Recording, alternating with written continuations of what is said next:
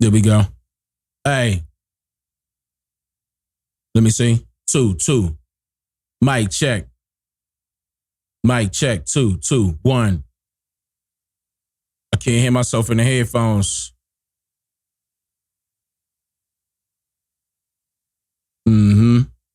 Okay, we should be good now, right? We should be. Damn. Okay, there we go. Now I just kicked in. I bet. OCO, y'all, how y'all doing? OCO, free thinkers. Hope y'all doing well tonight. You're now tuned into the realest historian on the planet. King Kong ain't got shit on me! He's here to make you think. The best teacher you wished you had in school. Have your pens and paper handy and get ready to take notes. It's up. Real life. Relax and take notes. Take notes. It's go time, Slim. It's Dane Calloway. I keep on telling you well. Yeah. You don't come home from my town. I will be kicking you Turn my speakers down. Turn my speakers down. Turn my headphones up. Yeah. It's Dane Calloway. Yeah. All right, look. Let him cook now. Let him cook. I said let him cook. Set it on fire. Oh yeah, we in here tonight. It's go time, Slim. We in here tonight. Shout out to all the Niji across Turtle Island.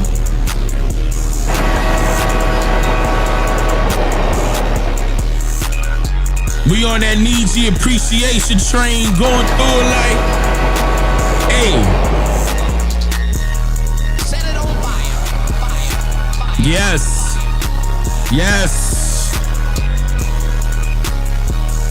Let him cook now. Let him cook. I said let him cook. He's here to make you think. The best teacher you wished you had in school. Have your pens and paper handy and get ready to take notes. It's Dane Calloway. All right. We didn't all come from. There was a country before 1492. History goes way beyond 1492. So you can't start us at 1492. We were always here.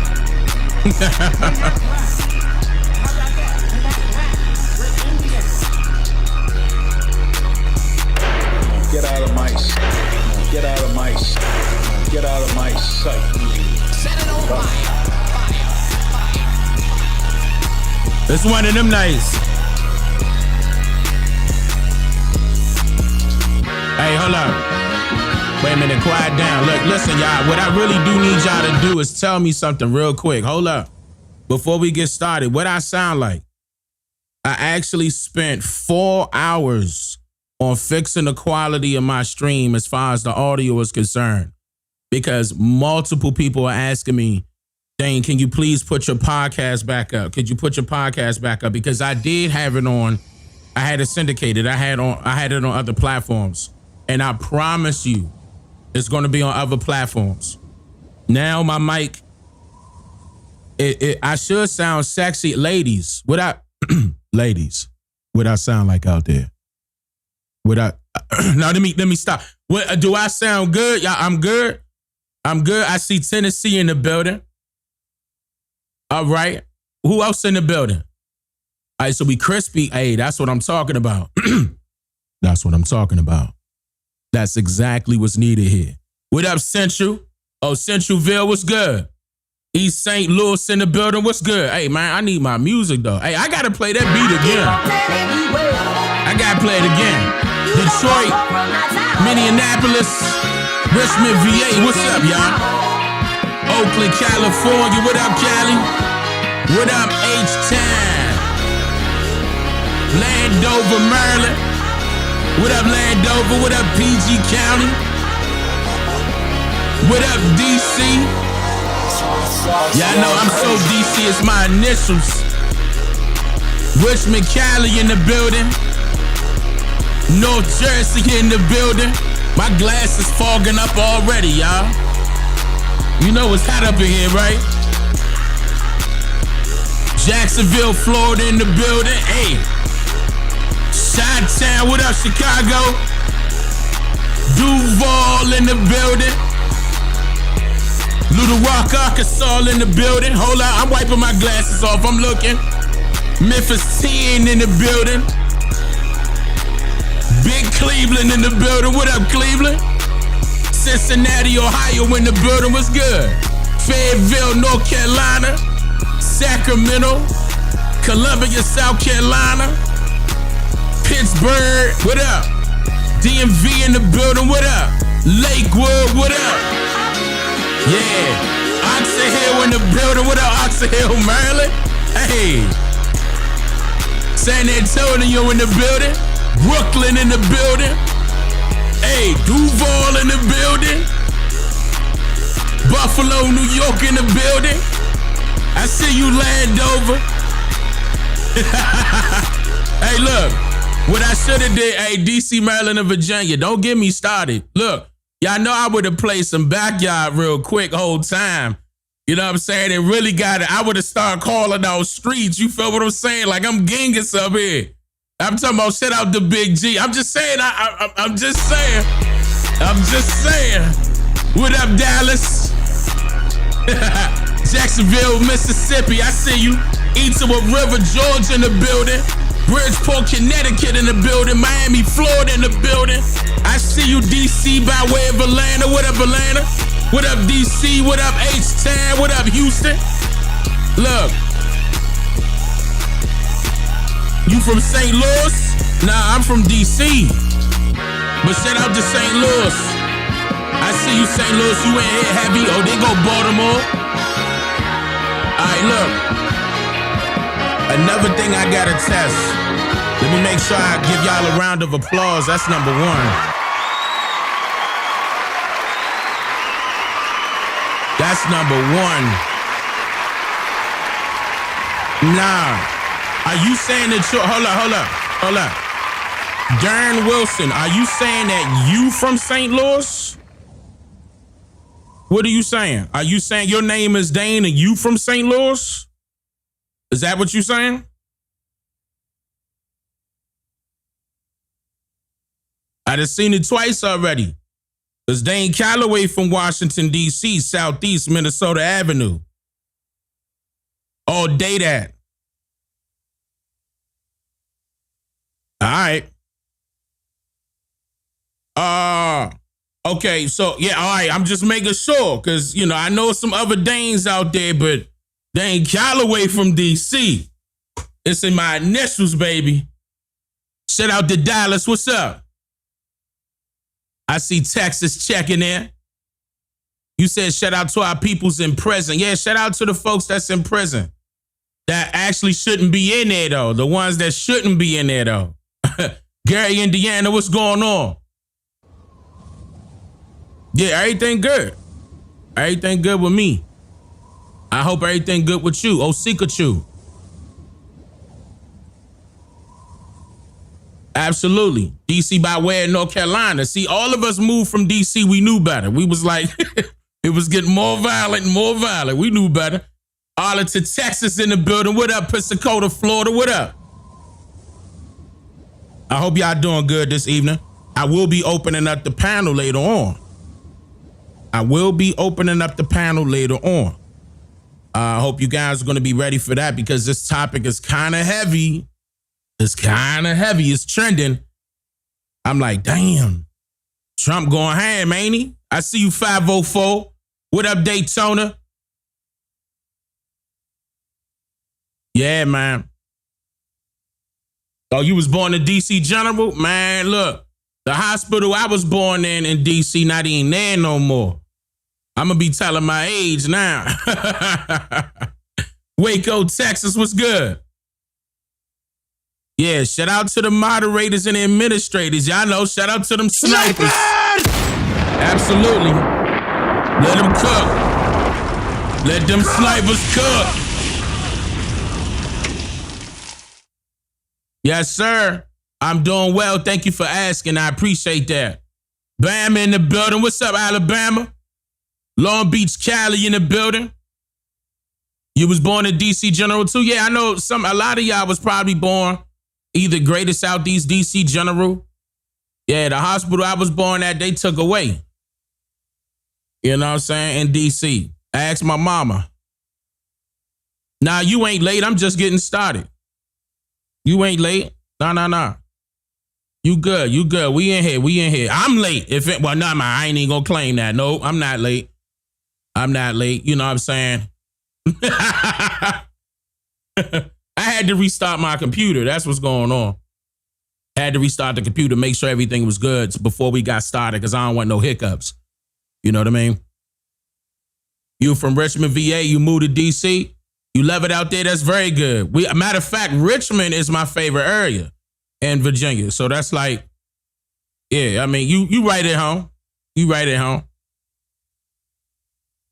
What's up, madam? From Houston, Texas, OCO, how you? Yeah, we right on time with it.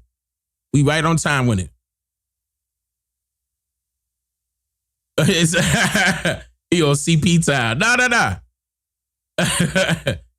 His name is Dane, not Dan. I get that all the time. And I hated that, man. I was in school, people said Dan.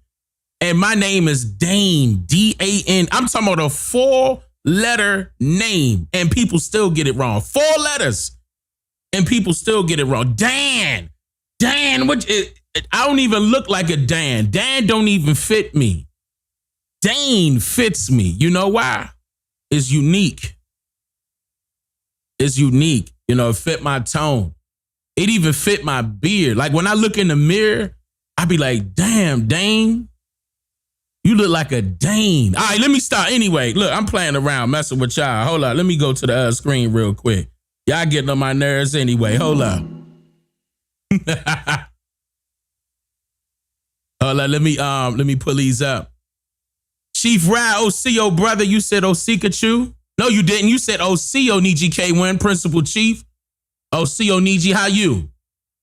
Osikachu is what I mean. How are you, Osikachu? That's what that is. What you know about Berry Farms? I grew up on Minnesota Avenue, South Side. Berry Farms was right down the street, one way. I'm from DC. Anacostia right down the street, Anacostia High School, Kramer Middle School, or elementary school.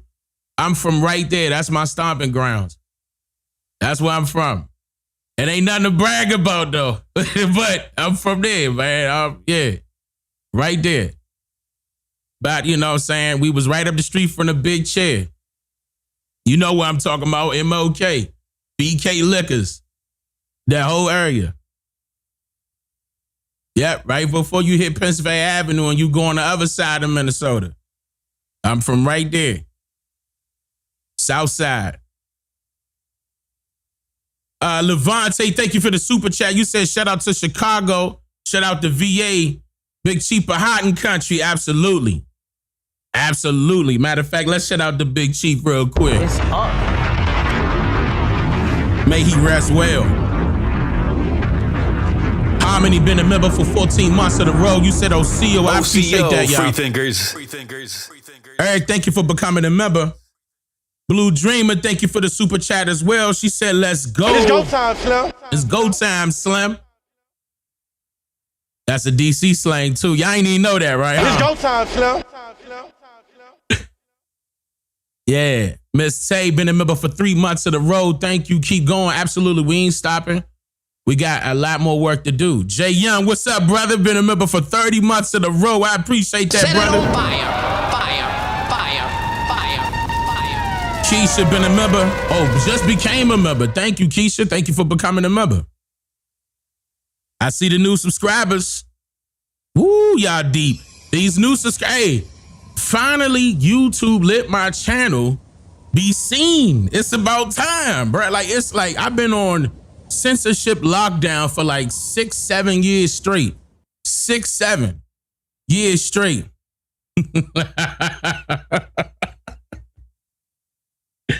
Oh, man. Y'all got to be in the game and know what I'm talking about. Yeah, don't get it twisted, man. Yeah, shout out to the moderators and administrators. They pull that Roscoe out on you. Nigga pulled out the big Roscoe. It's over with. It's one of them nights.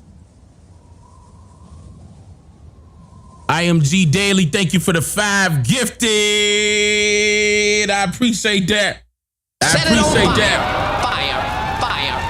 Humble been a member for 34 months in a row. You said, Teacher Dane, you on fire, so are you. Thank you for being here with us. Have y'all been seeing what's going on with Donald Trump? Not only with Donald Trump, with the U.S. Have y'all been paying attention? If not, we gonna go over it tonight. This is one of those ones where I gotta go over this. This is like, wow. Like, Trump going in, man. Trump going in. And I had plenty of things to play. And I'm trying to figure out which one I'm about to play first. Give me a second here as I think. I gotta put on my thinking cap. And it's a couple of other things that we're going to be talking about correlating with your president. You know, the little political time I'm going to give this channel, just a little bit. Just a little bit. Let me play this part right here. I'm trying to figure out, because see, these were sent and I moved some to the side. I'm trying to figure out which one to play. I'm over here looking like, all right, where should we begin? I want to start off where he was going in. I think it's this one. Let me see. And they also said, let me double check. Yeah, it was this one. All right, so let me play Donald. Let me play this one first. Oh, let me turn it up. Now, if any time this is low for you guys, let me know. Yeah, I know it's nothing but a button and I could bump up the volume. Everything should still be leveled. Like even when I'm screaming and yelling, those of you that got mad at me because I was screaming and yelling, okay? I'm still going to continue to scream and yell, but I got it now. I got it tamed. I got 2 compressors on and a limiter. I swear, if you complain this time, I'm going to take my belt off. I'm going to put you across my lap and beat you to the white meat show. Listen, it's tamed now. 2 compressors, 1 limiter. You should be good if I scream. Everything should be leveled out. Okay? Everything should be leveled out. We be coming up with the podcast again. New episode should be premiering tomorrow. Will be premiering tomorrow. And depending on how this goes tonight, depending on if you guys come up on the panel and give some great information about what you see when I'm getting ready to play, that might even be on the podcast channel. Now, keep in mind, it's going to be on the podcast channel and it's going to be syndicated to like things like Spotify, Apple Music, et cetera, et cetera. So don't come up in here doing a whole bunch of cursing because I'm not going to be able to use that. I'm just telling you right now. Like I don't feel like doing a whole bunch of punch editing. I'm the engineer here and the executive producer. Okay? That's a lot of work. All right, so I want to play this one first. Let me know if it's good volume. Do not troll me. Let me know if it's too low. If it's low, say it's low. And I'll boost it up. Here we go. And they also said drugs. Yeah. On Tim Walz, Mr. President, do you think he should resign over the fraud scandal in his state? And who should? Tim Walz, over the fraud scandal in his state. Look, I think the man's a grossly incompetent man. I thought that from the day I watched JD destroy him in the debate. I was saying, who was more incompetent, that man or my man? I had a man and he had a man. They were both incompetent, and I had a man and a woman. I thought she was very incompetent too, but now she's leading the field, and I think she's leading the field in this for the nomination. Anyway, look, that's up to them. That's up to the Democrats. You know, the problem with them is. Wait a minute, we got almost 1,000 people watching. Y'all, come on, turn it up real quick. Turn up real quick. Come on. Nah. Turn up that like button also. Flood the chat. Let them know we in here, man. You know how YouTube do me. Flood the chat. I know it's late, man. We're going to be waking all them people up. Flood the chat with a bunch of indigenous emojis. Turn that thing up real quick, man. Come on. Come on. Let's do this. Turn up. Keep spamming emojis and flooding the chat. Yeah. I'm going to be doing, and I can promise y'all this, new music is coming. And I'm also going to be redoing my intro and outro. It's going to be updated. And each channel is going to have its own intro and outro. I know, right?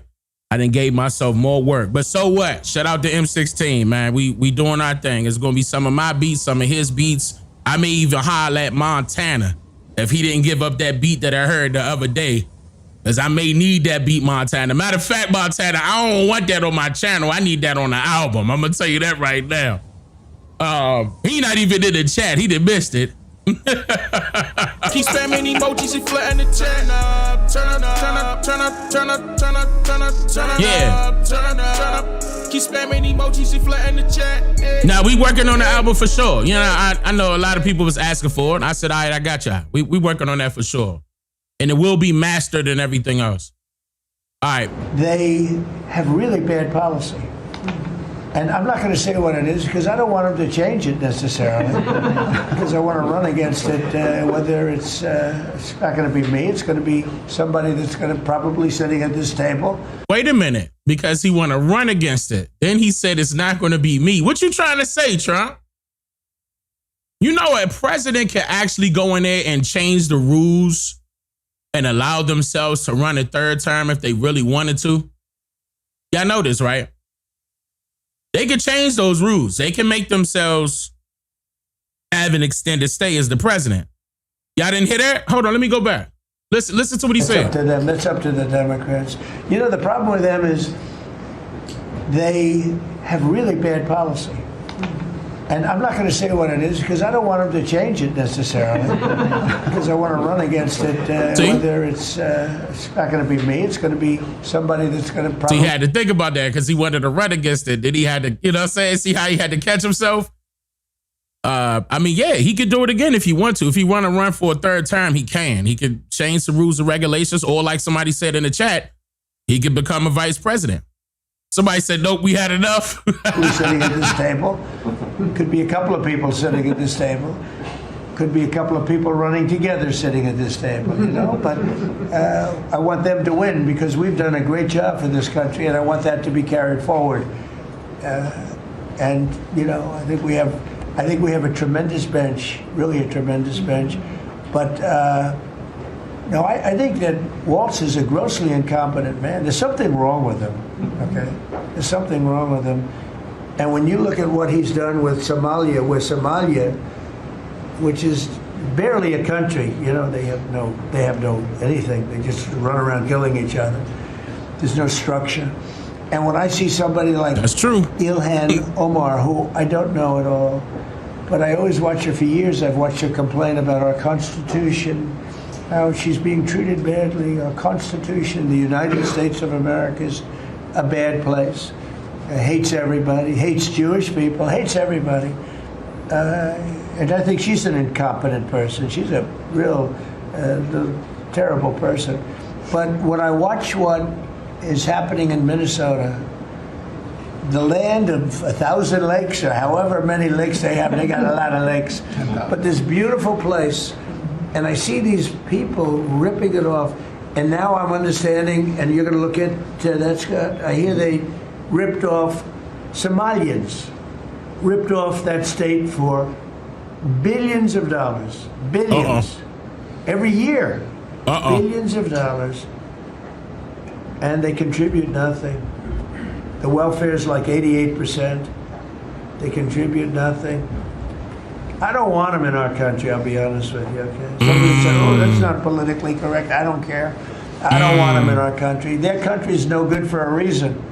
Their country stinks, and we don't want them in our country. I can say that about other countries, too. I can say it about other countries, too. We don't want them the hell. We have to rebuild our country. You know, our country's at a tipping point. We could go bad. Somalia is what he's referring to. I don't know if people mind me saying that, but I'm saying it. We could go one way or the other, and we're going to go the wrong way if we keep taking in garbage into our country. Ilhan Omar is garbage. She's garbage. Her friends are garbage. These aren't people that work. These aren't people that say, let's go, come on, let's make this place great. These are people that do nothing but complain. They complain. And from where they came from, they got nothing. You know, they came from paradise, and they said, this isn't paradise. But when they come from hell, and they complain, and do nothing but bitch, we don't want them in our country. Wow. Let them go back to where they came from and fix it. Thank you very much, everybody. Uh-oh. All they do is bitch, and they come into our country. Hey, listen, look. So the Ilhan Omar lady that he talking about, let me play her response real quick. Yeah, he said it. That was him. They come into our country, all they do is bitch. I gotta clip that. I think that part is absolutely hilarious. Dane, you sound just like him. Look, we've been giving them the keys to our country for so long. It's time for them to go home. They haven't contributed to... Sorry, no, come on, here we go. Let me play the video. Democratic Congresswoman Ilhan Omar of Minnesota is here with me now. First of all, federal prosecutors say 59 people have been investigated in these schemes so far. Americans at large stole tens of billions of forms of aid during the pandemic. Damn. Hold on. Did he say tens of billions? Let me hear that one more time. Democratic Congresswoman Ilhan Omar of Minnesota is here with me now. First of all, federal prosecutors say 59 people have been investigated in these schemes so far. Americans at large stole tens of billions of forms of aid during the pandemic all over the country. Oh my God. Hey. What? Damn, that's a lot of money. And she over there nodding her head. Let me hear this excuse. Minnesota's fraud scandal stands out, according to federal auditors. What are you hearing from investigators right now? Well, I've been following the cases closely as they've gone through the courts, and we know that means you got some of it too. Possibly coming. I think that number might go up to 73 is what I'm hearing. Okay. Can you shed any light on why the fraud got so out of control in Minnesota? Because you allowed it. What happened is that, you know, when you have these kind of new programs that are designed to help people, you're oftentimes relying on third parties to be able to facilitate. And I just think that a lot of the COVID programs that were set up, they were set up so quickly that a lot of the guardrails did not get created. Now, obviously, whatever the ethnic group, the actions of a few dozen should not impugn an entire community of thousands of people. Okay, I want to make that very clear.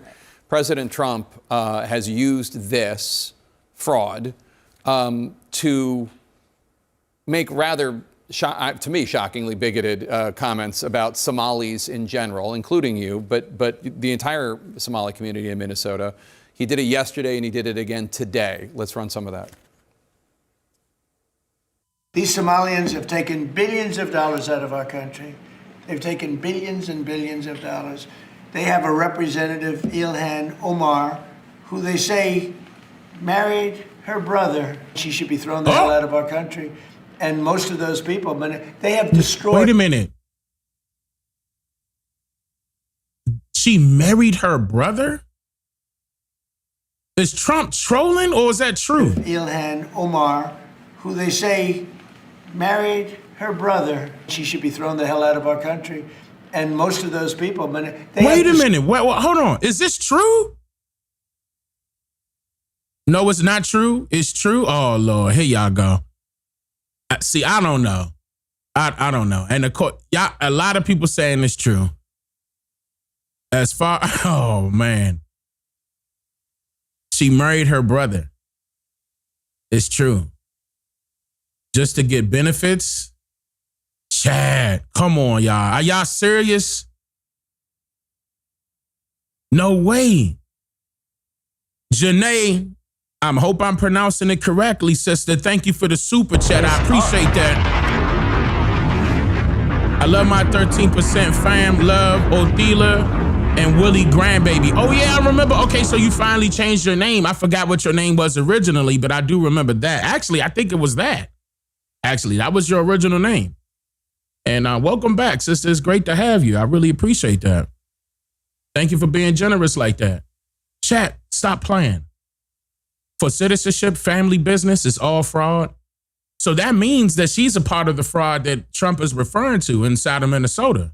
Anybody in the chat from Minnesota that could attest to this situation? And I would love to have you up on the panel and discuss this with me. But did she really marry her brother? Everybody's saying, yes, it's true. Everything is coming out. Marriage fraud. Okay, I'm listening to y'all because I don't know. I don't know her from a can of paint. Don't want to know her. You know what I mean? And it's odd because, oh, you from Minnesota? But it's odd because if that's the case, she should not be a representative of our government. Like, how does she have leeway into, working her way up into becoming a congresswoman if this is the case? It's a fraud all the way around. This is the reason why I don't trust the government still to this very day. Mellow Bear's in Minnesota. Where Mellow Bear? Is she in here?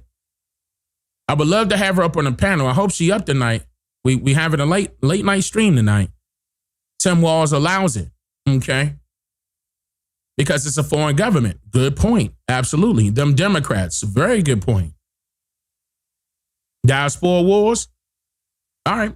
Destroyed Minnesota. She should not be, and her friends shouldn't be allowed. Frankly, they shouldn't even be allowed to be congresspeople. Okay? Right. They shouldn't I just even be said allowed that. to be congresspeople because they don't represent the interests of our country. And not only that, it should be not only just the Somalians, for example, but a lot of foreigners need to be looked at with a wider microscope, like a wider lens. You got to look at these people's backgrounds.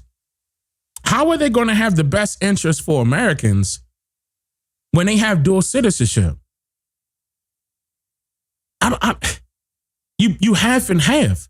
You can't play for one team and then play for another unless it's in a totally different league. I mean, Deion Sanders did that. He played baseball and he played football. But when it comes to politics, you see what I'm saying? Me personally, I don't think they should qualify in that sense, even if they were American born. You don't have the best interests of this country, especially when you don't know its history. How are you going to care for its people and know what's best for this country when you just got here? You like first generation, second generation. That doesn't make any sense.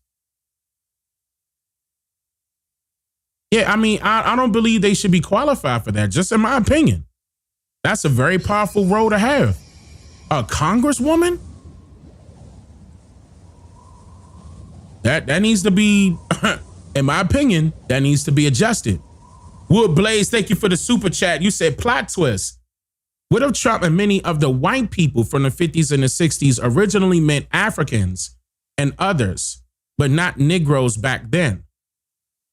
Well, I mean, what if that was the case? What if they were referring to Africans, right? When they were referring to Negro and colored? What if they were? This entire time, right? The reason why we know they weren't is because the Africans came later in large mass. They came in right after that, actually, right after the 50s and the 60s in large mass. Like, they even admit to that. They'll let you know when they got here. If you find some authentic Africans, they'll tell you the truth. They will tell you the truth. But yeah, that was to mix other foreigners in. Remember my video on the new Negro movement? The Harlem Renaissance. Go back. I'm telling you how they switched it. And that's their second time doing it. Each and every time they'll try to add more foreigners in. This is the reason why we shouldn't be clinging on to terms like, or misnomers rather, like African American and Black. because you're including foreigners into your own struggle, whatever you want to categorize it as. These people do not know what you went through, have not been through what you went through historically. We got to stop allowing these people to call us these names that we didn't even create. We didn't create. I saw some idiot say that we created the term black. When? We created the term black, meaning our people. When? When was this? I would have ran across that a long time ago. Please show me. Please. And don't come up to me, Chat GPT said. Don't do that. Don't do that. Tyler Brown, thank you for being a member for 30 months in a row. You said it right. Company. So, I mean, that's just weird because even Trump is acknowledging that. I'm not sure if Trump is going to do anything about that as far as doing the classifications or qualifications over for a congressman or congresswoman. I mean, that would be nice, but this government is so fraud left and right. Yeah, I mean, it's a foreign government, so they're going to be based on foreign affairs when it comes to their policies, rules and regulations, laws and bills. Historically, I've seen it, and I've been posting it throughout my channel to let you guys know this government needs a revamp, or we need to do away with it and create our own. That's the solution. Just in case somebody wants to hear that, I'm telling you the solution. Jay, thank you for the super chat. You said she married her brother so she could get into the country. Man. And that's fraud. And she's a congresswoman? If that's true, that should disqualify her right there. She should not be qualified to do anything and be a representative of our country. Are y'all marrying y'all brothers and sisters out there? Help me. Am I wrong? Think about that. That should automatically disqualify her. You're not even a real citizen. But of course, they're looking to get benefits, and obviously they're doing it the wrong way. They're doing it the fraudulent way. Same thing goes with the government. So they like, oh, there's a loophole, guys. Let's jump in this loophole. Yay! We could all, and meanwhile, the actual citizens of this country are suffering. Sky high taxes, sky high prices on so many different things, foods, everything, pharmaceuticals, everything is up. Gas up, way high. But they laughing and giggling. Like, y'all got to take care of yourselves. Meanwhile, y'all doing it fraudulently. You're not really, you getting over. You're not putting in no work. Married your brother so you can become a citizen. That's horrible. That's disgusting. Say, married her brother, she should be thrown the hell out of our country. And most of those people, they have destroyed Minnesota. So technically, she's an illegal immigrant.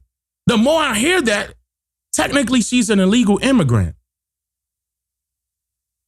Am I right with this assessment? Because that's fraud. I mean, you can't marry in this country. I never heard of somebody marrying their brother or sister. That's fraud. She should be thrown in jail and shipped out. ICE should be at her right now. The only thing that's saving her is the fact that she's a congresswoman. That shouldn't even be saving her. She conducted fraud right then and there.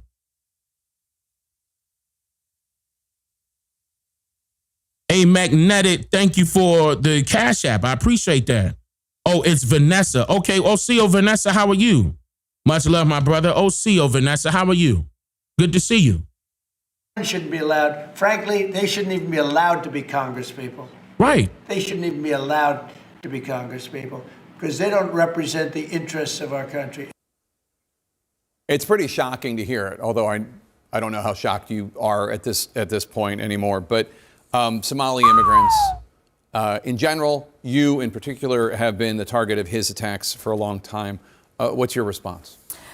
Yeah, I mean, I'm not shocked because we know that the president oftentimes resorts to very bigoted, xenophobic, Islamophobic, racist rhetoric when he is trying to scapegoat and deflect from the actual failures that he has himself. We know that this administration has not fulfilled the majority of the promises that they've made, whether it is bringing costs down, whether it is the tariffs that are what that got to do with businesses Somalian fraud in the United States, whether it is the possible war crimes that his defense secretary is committing. And so to me, it is important for us, one, to remind folks that we are Americans. We're not going anywhere. Stop it. We will continue to be in this country. Stop. So you're not going to answer to the fact that you married your brother to become a citizen of America. This is the reason why I'm so glad that he's doing away with the birthright citizenship as well. Don't forget that. Donald Trump is doing away with the birthright citizenship. And that's actually coming after a lot of people that should not be citizens. The indigenous people are not affected. We don't have nothing to worry about. There's no shipping us anywhere outside of these countries here in America. But there's a lot of foreigners here that are here illegally and did it fraudulently. Now, I know you see pictures of ICE always coming at the Mexicans and the Latino community. And I was always turning my nose up to that because they right next door. But it's a lot of people out here, okay, that are not right next door that ICE should have been paying attention to a long time ago. I mean, maybe this is the start. Who knows? Maybe this is the start to take a look at everybody's situation. Okay? Maybe. We'll see. And two, that Minnesotans are resilient, and we will continue to thrive. What is the practical impact when a president of the United States demonizes an entire group of people based on ethnicity? Who is this? Oh, this is CNN. You can That's point why. to any ethnic group and find dozens of people in that ethnic group who are committing a particular crime. The mafia comes to mind, right? But no one, you don't hear people saying that about Italians. They did 100 years ago, but they don't do it today. What is the practical effect? Is ICE shipping out Italians? No. Then your point is invalid. The Somali community when the president says things like that? I mean, it creates fear.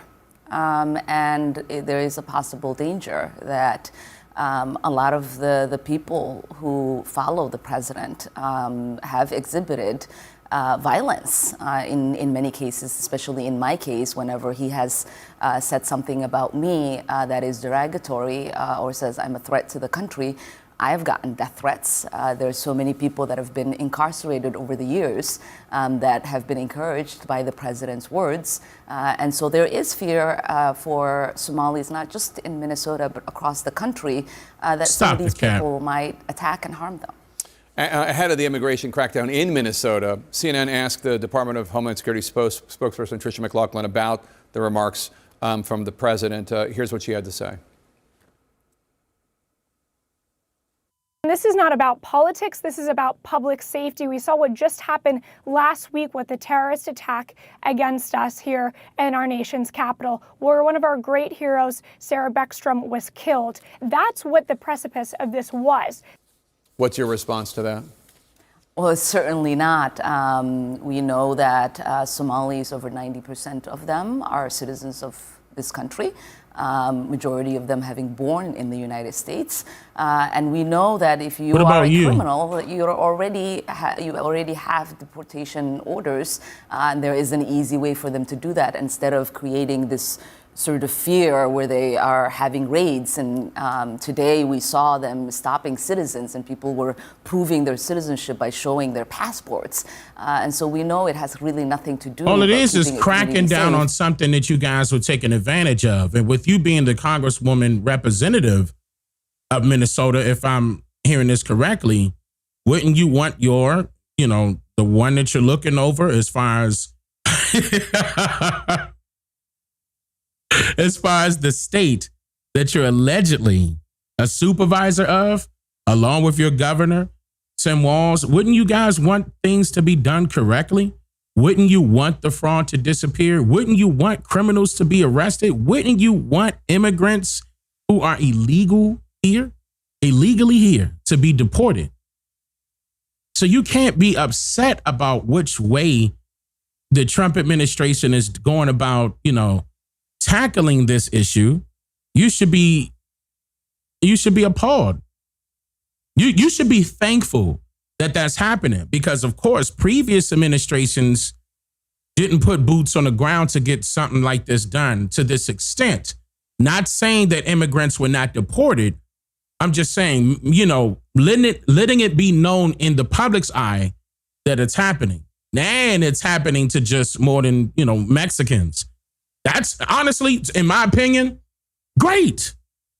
Because I was tired of the fact that they were attacking, Mexicans in general, like as if they really did something. And that was it. Like, I'm like, yo, bro, it's so many other illegal immigrants out here. Like, this calls into question your citizenship, big time. Especially people in the chat right now are saying that she married her brother for the citizenship, for U.S. citizenship. That's fraud. That's fraud. In fact, I'm not sure if they found the loophole. Because I'm not sure if there's a law that stands against that, you marrying your family member. I'm not sure if that's the case, and they probably found that loophole and got away with it. That's probably why they're not trying to bring it up to her. But I would, if I was a reporter, I would be asking those type of questions. So what makes you American? It's actually terrorizing a community and creating fear. Congresswoman Ilhan Omar, thank you so much for being here. And she just given these politically correct answers. Okay. Let me see. Somalian leaders concerned about Trump's rhetoric. Let me see. And the Somali community is speaking out tonight, saying they are fearful President Trump's rhetoric will be dangerous for Somalis in this state. Most of them are in the country legally. Fox 9's Leon Purvis joins us with the very latest. Leon? Randy, Somali leaders say the comments President Trump made hurt deep, so they announced some initiatives to support and raise awareness about the community here. Somali leaders are asking for the establishment of a National Somali Heritage Month in June. They want statements of support and love, as well as a day of action on Saturday, December 13th. What we are witnessing today as a Somali American echoes the painful experiences that many communities face in the past. Irish community, African American, Italian, Jewish, and others who were unfairly targeted, yet preserve and become pillars of American society. Today, well, question, when we were on, I noticed that he mentioned African American, but when we were so-called unfairly targeted, we got the Jim Crow era, the Civil Rights Movement, that allowed you guys to come here in America. Actually, that opened up the door for you guys to come here in America. Where were you? Where were the Somalians? Where were you? Were you there marching with us? Were you speaking up with us? Were you holding up signs, participating in any way, giving public speeches, trying to make yourself known to the public? Where were these Somalian leaders back then at a time where it was actually necessary to stand with the people that you're calling out right now that they said that you're claiming that they did the exact same things too? Where were you? Where was everybody? Where were the Chinese? Well, we could say that the Chinese were there. Some of them were there. Okay. I'm not going to deny that. I did see the Chinese there. In certain cases, not all, in certain cases, we did see white folks there, of course. Okay. But all these other countries like Somalia, where were you guys? Never seen you not one time. In fact, when was the year y'all started coming over here and became citizens? I would love to know. It had to been 1970s. Had to been. And for you guys to become citizens, I would love to see your social security numbers. Anybody that doesn't have a social security number, as far as I'm concerned, you're not a citizen. You have dual citizenship. You have a nationality ID card. We're not the same. That's not the same struggle. You're being classified as white by the U.S. Census. Your areas are not targeted, for example, to use their terminology, by the credit bureaus, where they're marked or redlined, rather, and all of a sudden your credit is shot. You can't get loans for businesses, loans for houses, loans for cars, loans for schools, better education. You didn't suffer the same things that our people suffered, and still don't. So just because, you're getting after Trump's rhetoric of what he's stating online has nothing to do with how you're being treated in Minnesota or the United States. You're lucky to even have a platform. I could recall many cases of our people not even having the platform. And here's another thing. Wouldn't Somalians be considered Semites?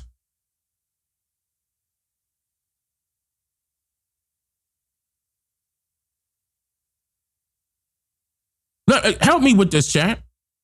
I could have sworn they would be considered Semites, right? Don't they practice the Muslim faith? Hear me out. Hear me out. If that's the case, then we know you have no complaints. I mean, y'all love Israel, woo, woo, woo, woo, woo. Yeah, I'm going there for a little second because now I know you're not being taxed. Any Semite is reaping from the benefits of Heater Iska. When you guys go get a loan, that loan turns into an investment.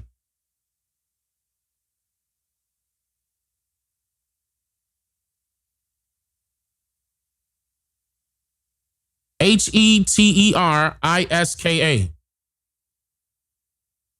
They consider Islam or the Muslims, the real Muslims, that they consider the real Muslims, they consider them Semites. Now, I know, of course, all of us are going to have differences of opinion in that sense, but I'm just looking at it from their perspective. They're going to consider themselves Semites. They group themselves in. Don't forget that, y'all. It's not just white folk or the people that we call white folk. There's the Muslims also.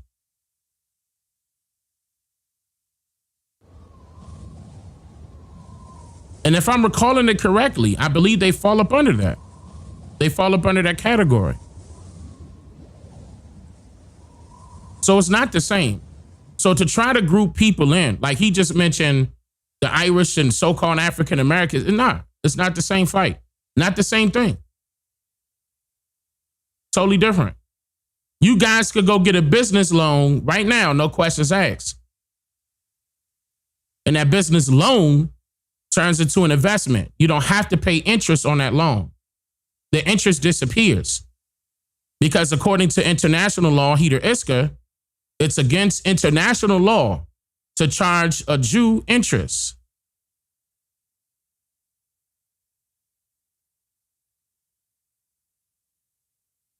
A lot of these people, y'all got to realize a lot of these people who are foreigners to this landmass are in our position. Whether if you want to claim it as a title, religion, spirituality, you name it. You name it. Political position, you name it. They are in our position.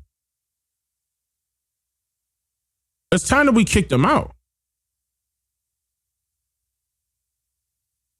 I never liked Heater Iska. Never did. I think that's unfair.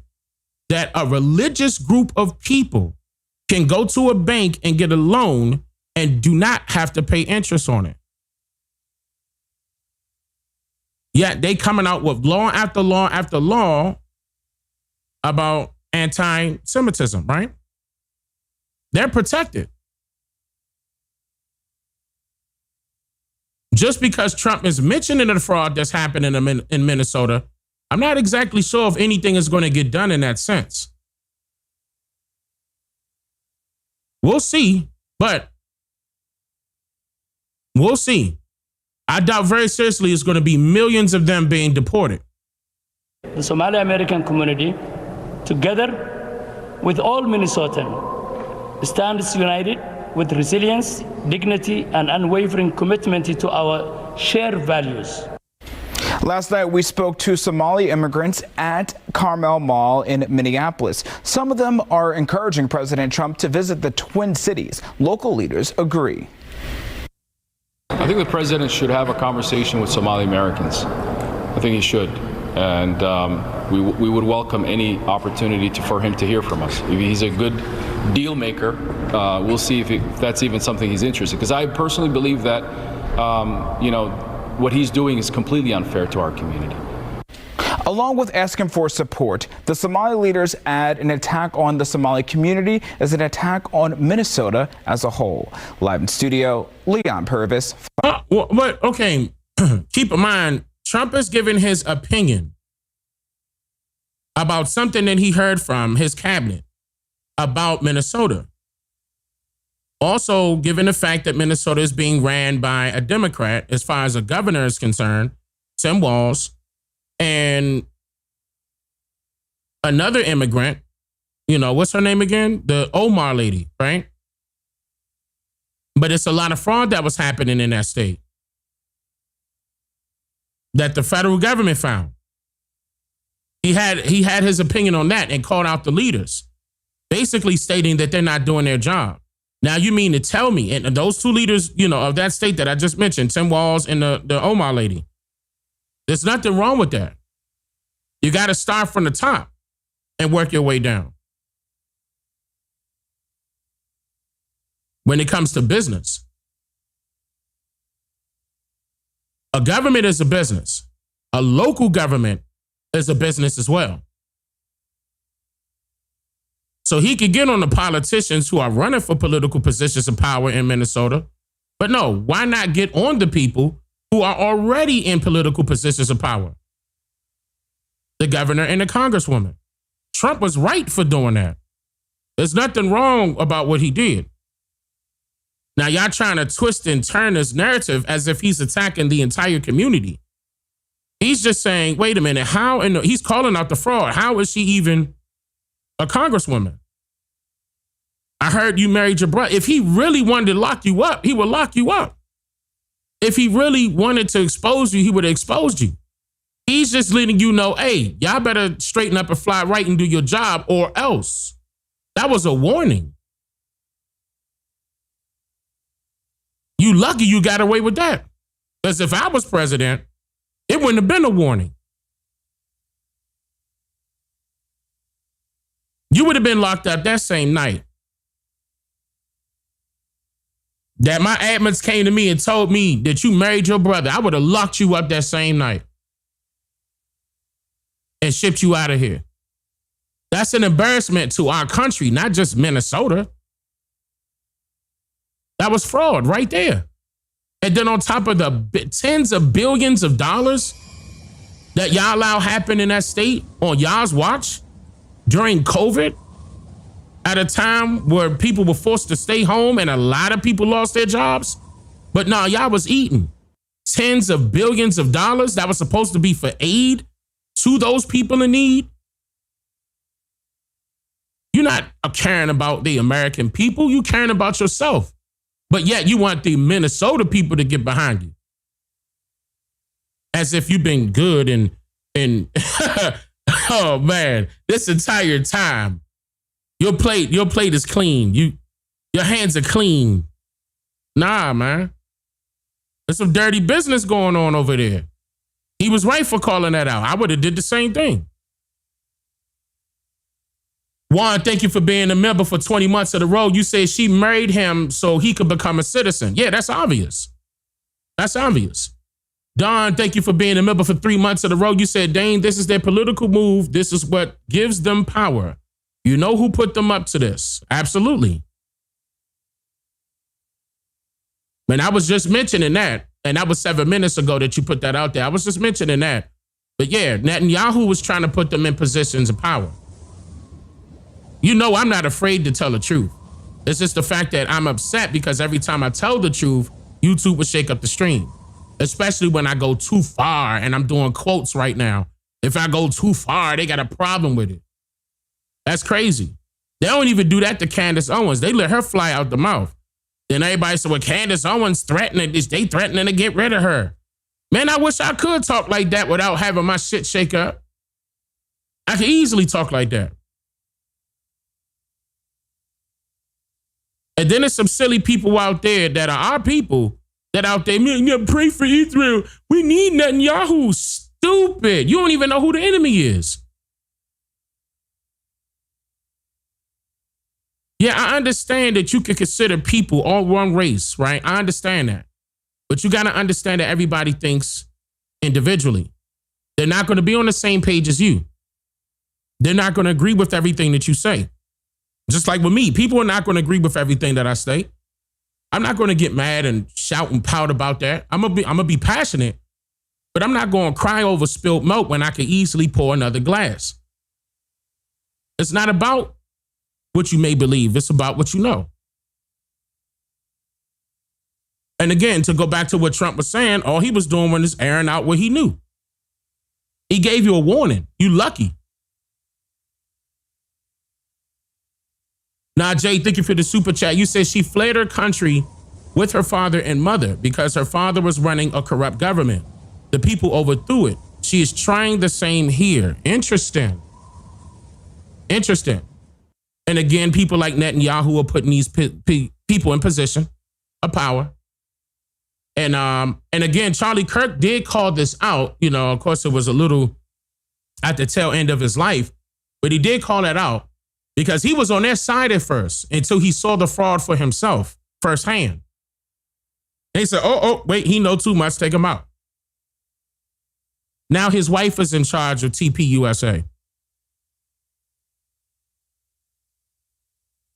Ether A, thank you for the gifted. I appreciate that. Gina, thank you for the super chat. You said it's go time. It's go time, Slim. Get him, Dane. I appreciate that. Let me play the next one. Same topic. Let's get into this. I forgot the name of this podcast. Maybe y'all can say the name of the podcast and I can shout them out. But they're talking about the fraud that happened in Minnesota. Let me see. Trump plans to end immigration protection for some Somalis in Minnesota. He said on Friday was immediately ending temporary immigration. It says it right here at the bottom. PBD podcast. Not exactly sure what the abbreviation is for, but PBD podcast. Maybe I can say that in the chat. Pat Bet David. Oh, Pat Bet David. Is that correct? Patrick Bet David. Okay, podcast. Is that this guy right here? That's his name, Patrick? Pat Bet David. Okay, but shout him out. Shout him out.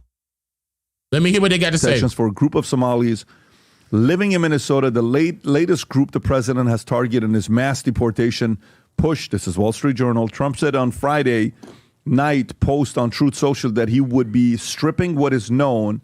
Minnesota governs a hub of fraudulent money laundering activity. I am, as president of the United States, hereby terminating, effective immediately, the temporary protection status for Somalis in Minnesota. Somali gangs are terrorizing the people of the great state, and billions of dollars are missing. Send them back to where they came from. It's over, President DJ. I like that. There's nothing wrong with Trump is doing. Actually, Trump is doing his job right here, taking care of home.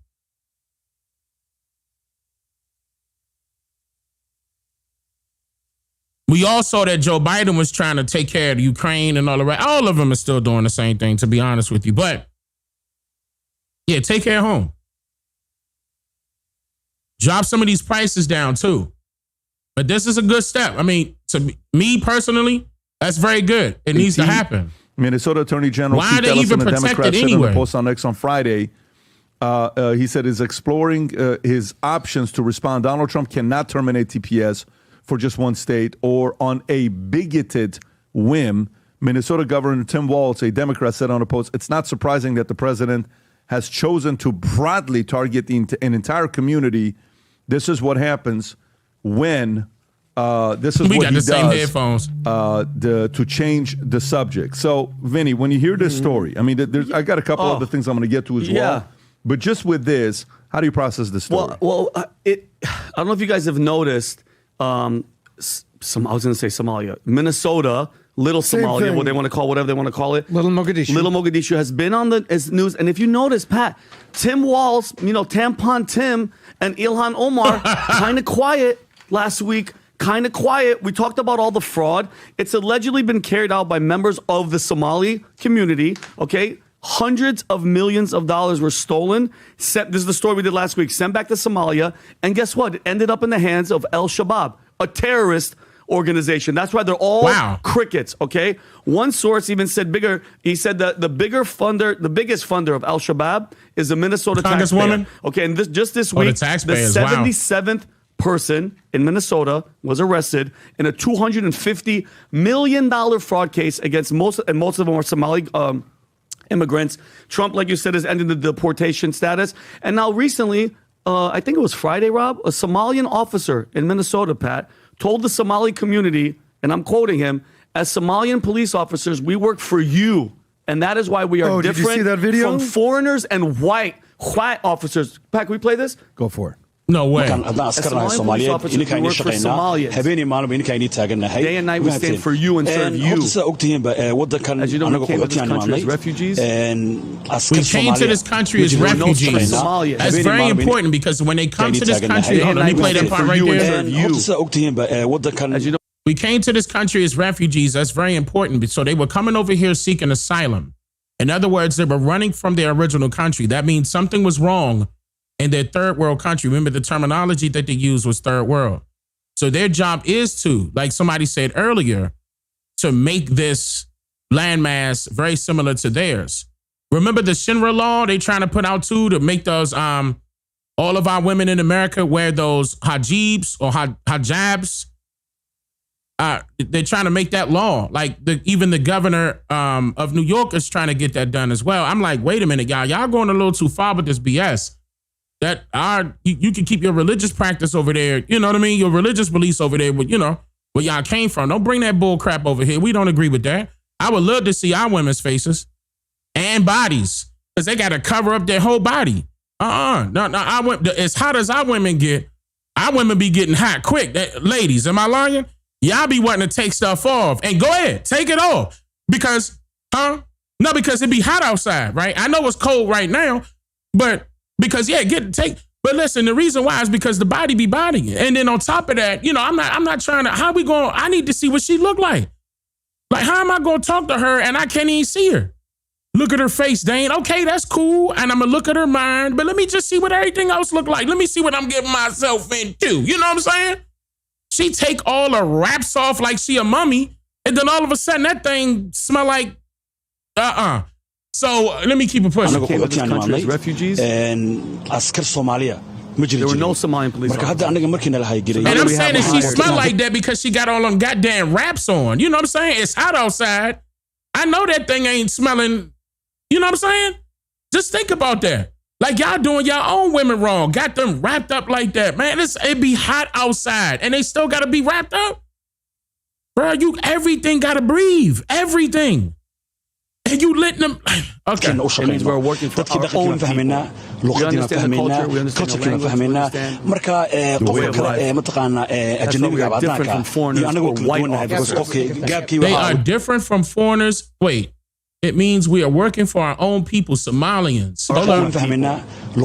We understand the culture. We understand the language. We understand the way of life. Well, go back to your country and do it there. Why is this so hard? Why are you trying to turn America into Somalia? No, it shouldn't work like that. I agree. These people need to go. Like, even if their mindset is thinking like that, that should be against the law. Y'all lucky I'm not the president. That's not about, thinking about Americans. You're not thinking about Americans with this type of rhetoric.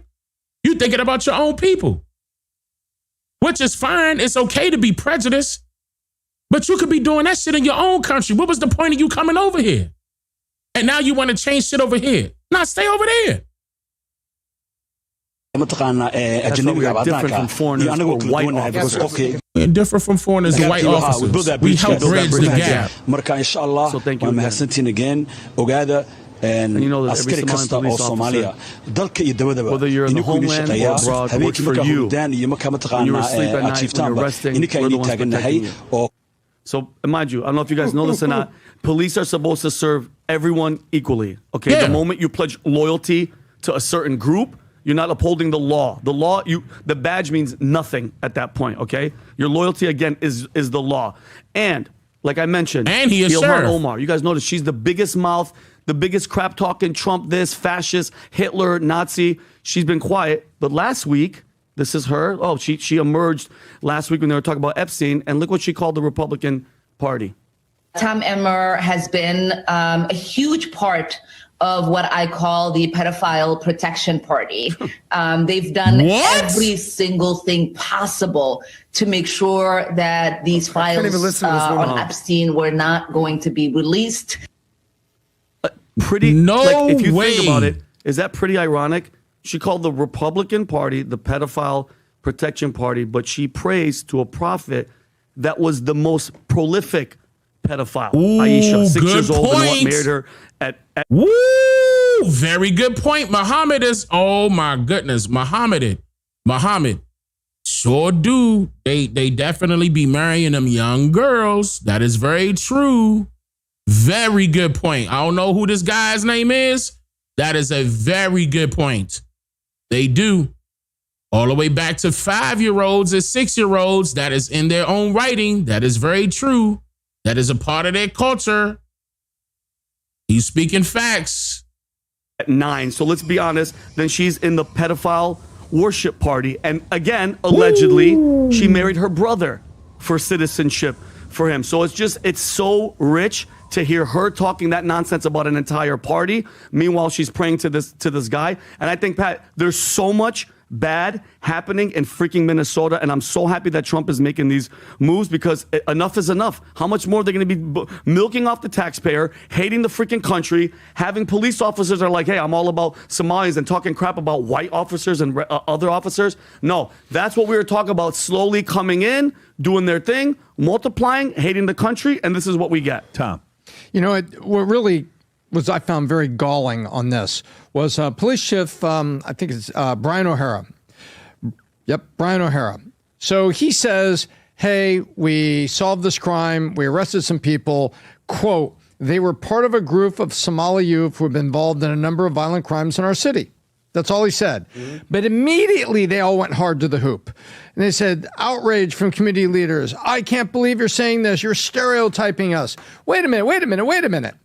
When the police chief in Los Angeles says, blame. You know, that's the gaslighting. Crips and Bloods have got groups of youth in them that have been brought, recruited to each other that are committing crimes and terrorizing part of the cities.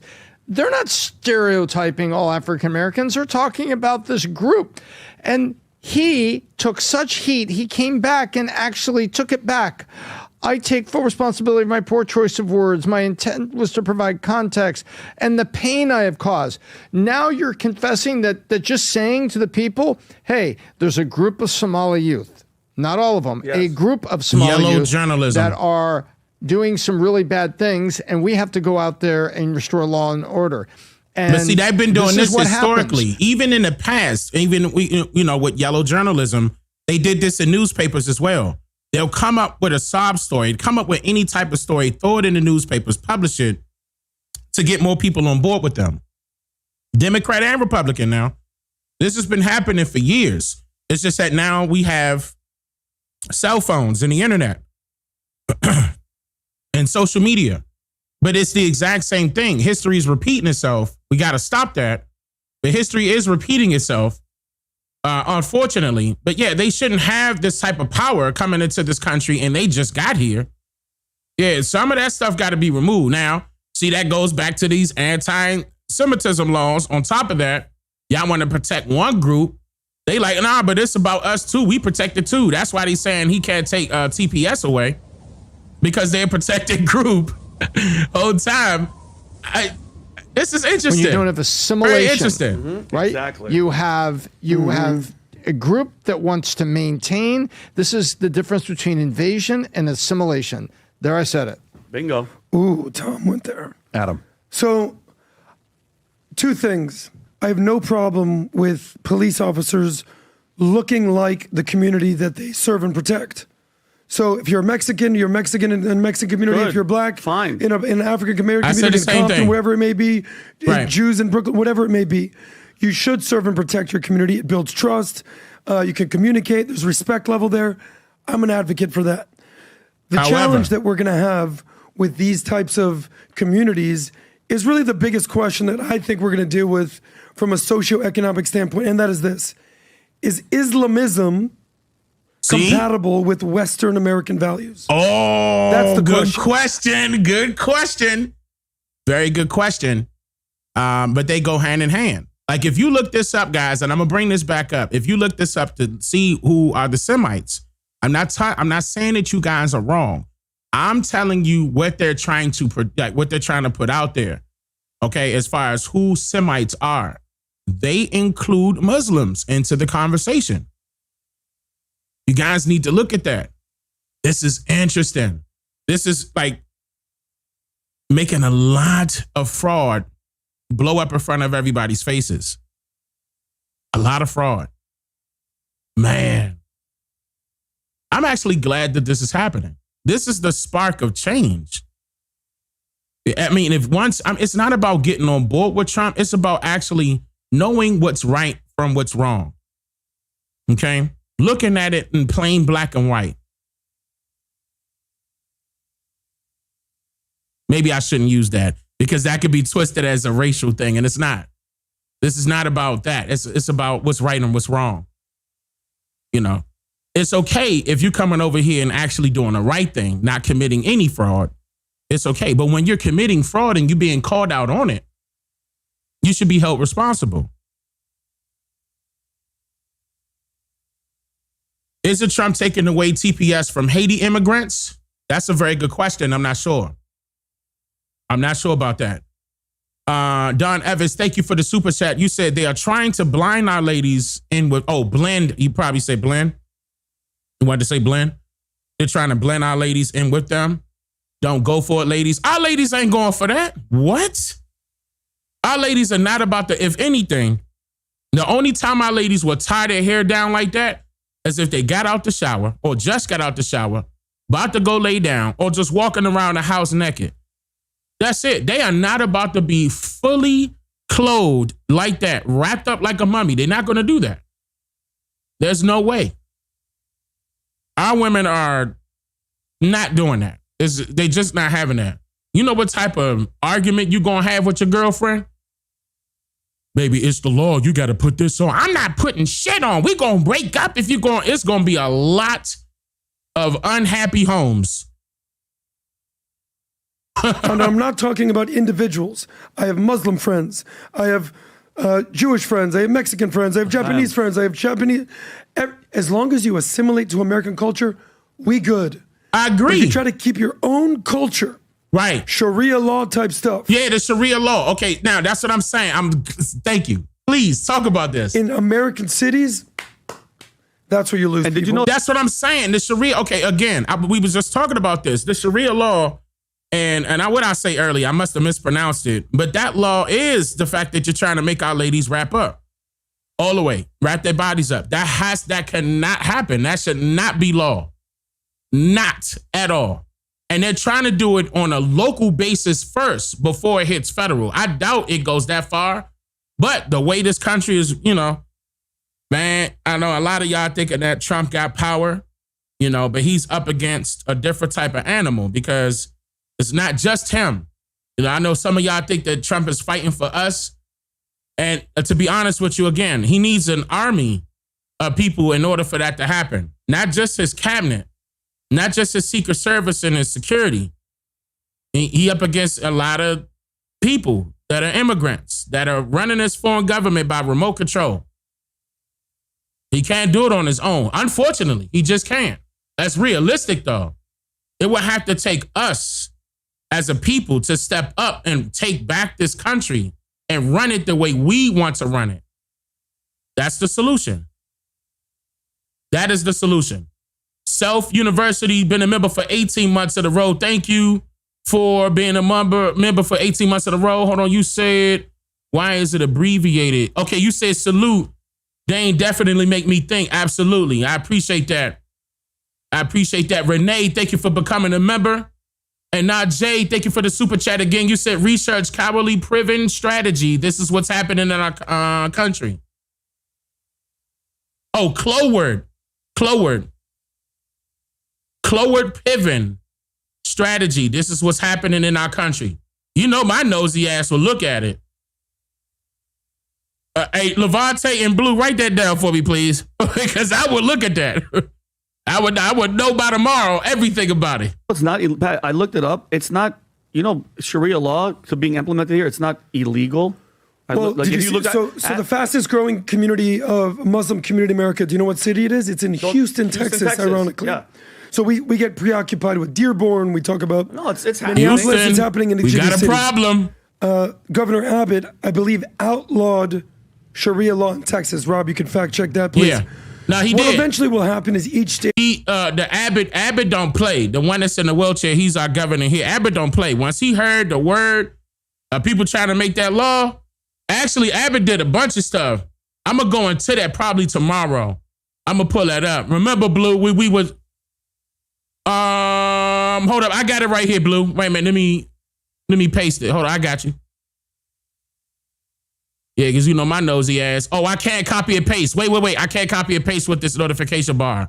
I have it though. I have it. Just remind me, I got to pull up my notification again. But yeah, I need that. But I'm going to go into it tomorrow with Governor Abbott, what he did in full detail, because it's not just that one. Okay. What is it called? The Sharia law, whatever. Like, I'm going to purposely mispronounce it because I think it's BS. That ain't got nothing to do with America. You're just going to have to just keep that this crap nonsense over there. and say, come and assimilate to America. Correct. We want you. We like you. We love you. You're all welcome if you follow American values and laws. Straight up. Because I'm almost positive, Adam. If he did it, that's good. Answer. But I think constitutionally, it's not illegal to impose Sharia law, if I'm not mistaken, Rob. Sharia. If I'm not mistaken, which I don't think is a good thing. No, but still, again, it may not be illegal because they're not used to having, a governor or somebody in position of power of a local government to say, okay, let's make this lawful here in this state. That's probably why it's not law. So those laws got to be updated individually. Abbott did it here in Texas. He shut that shit down quickly. Everybody else got to follow suit.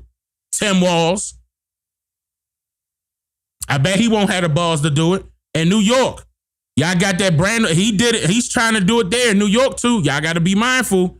And I'm just saying, don't trust him. He's trying to push that shit too. Rob, while it's doing that, that got to stop. Have the clip of the officer apologizing for identifying Somalians? Yes. Did you guys see this clip? No. Watch this here. Go for it. The Somali community here in Minneapolis has been welcoming and has shown love towards me, and I appreciate it. Over the last 3 years, we have been working together to try and address some of the real serious problems that we have in our community. We have to be honest at times with the problems that we're having in our community, and we need our community to help us fix those problems together because it's real and it's serious. All right, let's hear it, Chief. At the same time, if people have taken anything that I have said out of context in a way that's caused harm, I apologize, and I'm sorry for that because that's not my intention at all. Oh, man. Apologizing for the other guy taking your words out of context? Yeah, I didn't take him out of context. He did. My gosh, we'd spend all day doing that. I'd really like to apologize for all the people that jumped up on X and took my words out of context here on the podcast and got all upset. I'm so sorry. Like they had him hostage. Like, have you seen Captain Phillips? That's exactly what that scene looked like. Like, I am the captain now. And he's like, okay, I'm not going to be the captain. This is where you end up when you don't have the guardrails. He didn't start out there. He ended up there. Minneapolis Police Department didn't start out there. They ended up there. And Rob, what is the idea where they sent $20 million over to, let's address that real quick, the Sharia law, if you don't mind.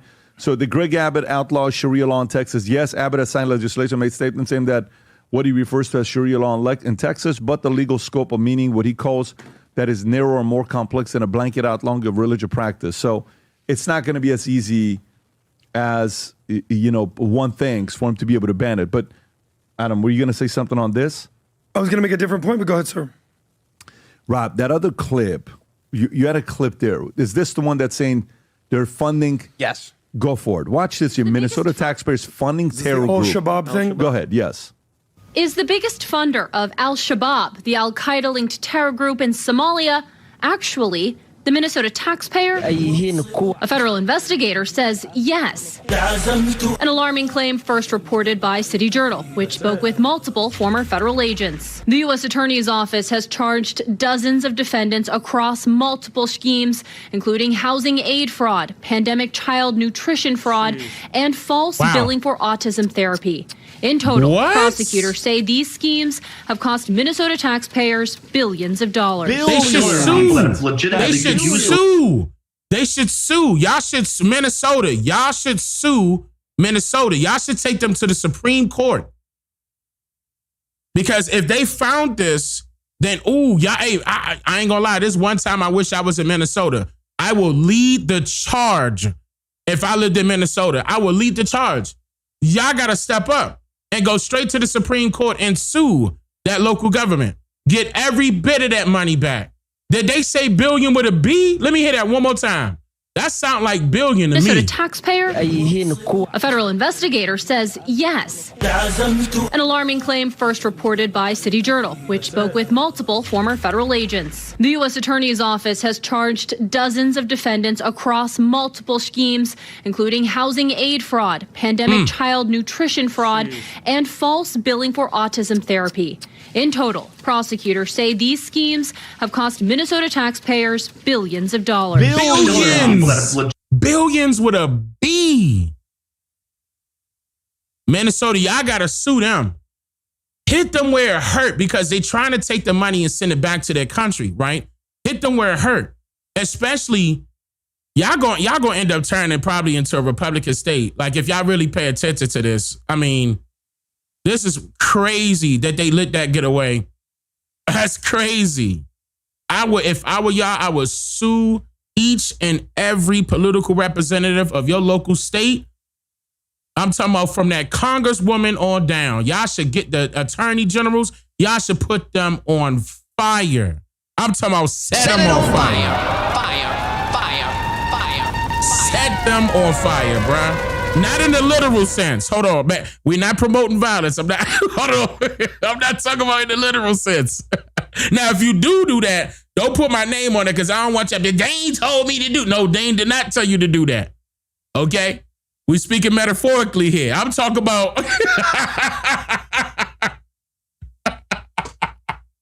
Y'all go mess around and come up with torches. Let's burn this down. Burn it down. Nah, I'm not talking about in the literal sense. Just get them, hit them where it hurts. Hit them in their pocket. That's the more logical thing to do, in my opinion. They could use those resources that are not getting those resources. It's past criminal. Minnesota is home to one of the country's largest Somali communities. Former state fraud investigator Keish Magan, himself a Somali American, wrote last year that it's uncomfortable and true that nearly all defendants in these major fraud cases come from that community. Good for him. They have taken advantage of the most generous country in the world. Even a Somalian telling you that Somalians is and according to City Journal, some of the stolen money was shoot each other in the back. What are they doing? Informal cash transfer networks. Investigators say once that cash arrived in Somalia, Al-Shabaab took a cut, whether the sender intended that or not. Pretty much across the board, people that I spoke to said there really isn't a law enforcement solution to this problem. As you said, that's simply playing whack-a-mole. People pretty consistently told me that, there needs to be a policy change here. Critics claim Minnesota leaders have tiptoed around the issue, fearing a backlash from the state's powerful Somali American voting bloc. Stop it right there. Pat, so you mean there it is. Wait a minute. Billions of tax dollars that you guys are stealing from the American taxpayer are going to a terrorist organization in another country. And how is that not headline they news? Need to be sued. Here's the challenge. Tom brought up a good point about assimilation, right? My question is, how do you define assimilate? What does that actually mean? Sort of like a catch-all term. You got to assimilate. You know what I have a problem with? And dude, I go crazy. Is that the real Love Jones? That ain't Love Jones. Is that the real Love Jones? TMZ Love Jones? I can't see. Hold on, let me put my glasses on. I can't see. She in the building?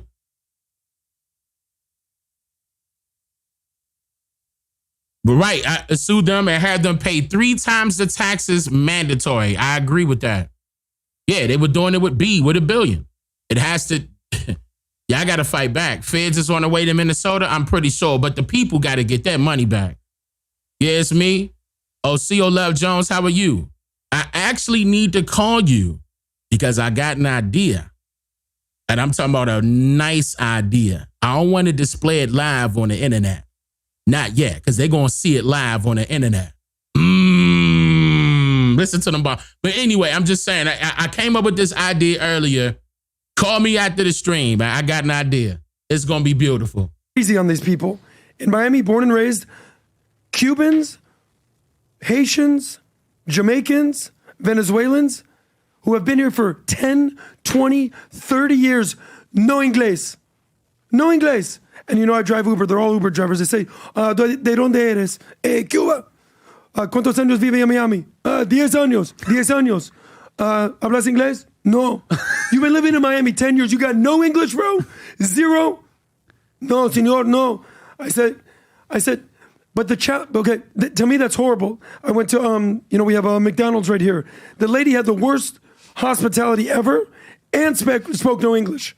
I said, pick one, lady. You can either have great hospitality and no English, I'll deal with you. You know what? That just reminded me. I took my children out day before yesterday. No, actually yesterday to see the early premiere of this movie called Five Nights at Freddy's, right? Part 2. Because they love that. It's a video game that turned into a movie. I'm not going to get into that. But anyway, it was pretty good. Anyway, so I'm usual. I'm meeting the crew and everybody, everybody's cool. But there was this one lady, and I'm not going to lie. She was a very dark hue. I did not know that she was Mexican. And I was trying to ask her because she was passing, because they serve you food at the place that I'm talking about at this movie theater. And, she came through and hooked it up. She was doing her thing and actually gave us extra. Shout out to them. But I asked her because my daughter was sitting beside me and she wanted this ice cream. And I asked her, I said, hey, what's this? What's inside of this ice cream? Because it looked a little different. And of course, they were dolling it up. And she was explaining it to me in Spanish. Luckily, I know a little bit of Spanish. And then I repeated it back to my daughter in English. And I was like, wait a minute. Why she didn't talk to me in English? I thought about that. Like, wait, why she felt so comfortable? Now I know sometimes, some of the Latinos think I'm Latino and immediately start. I don't know why that is. I don't look Latino. I'm just saying.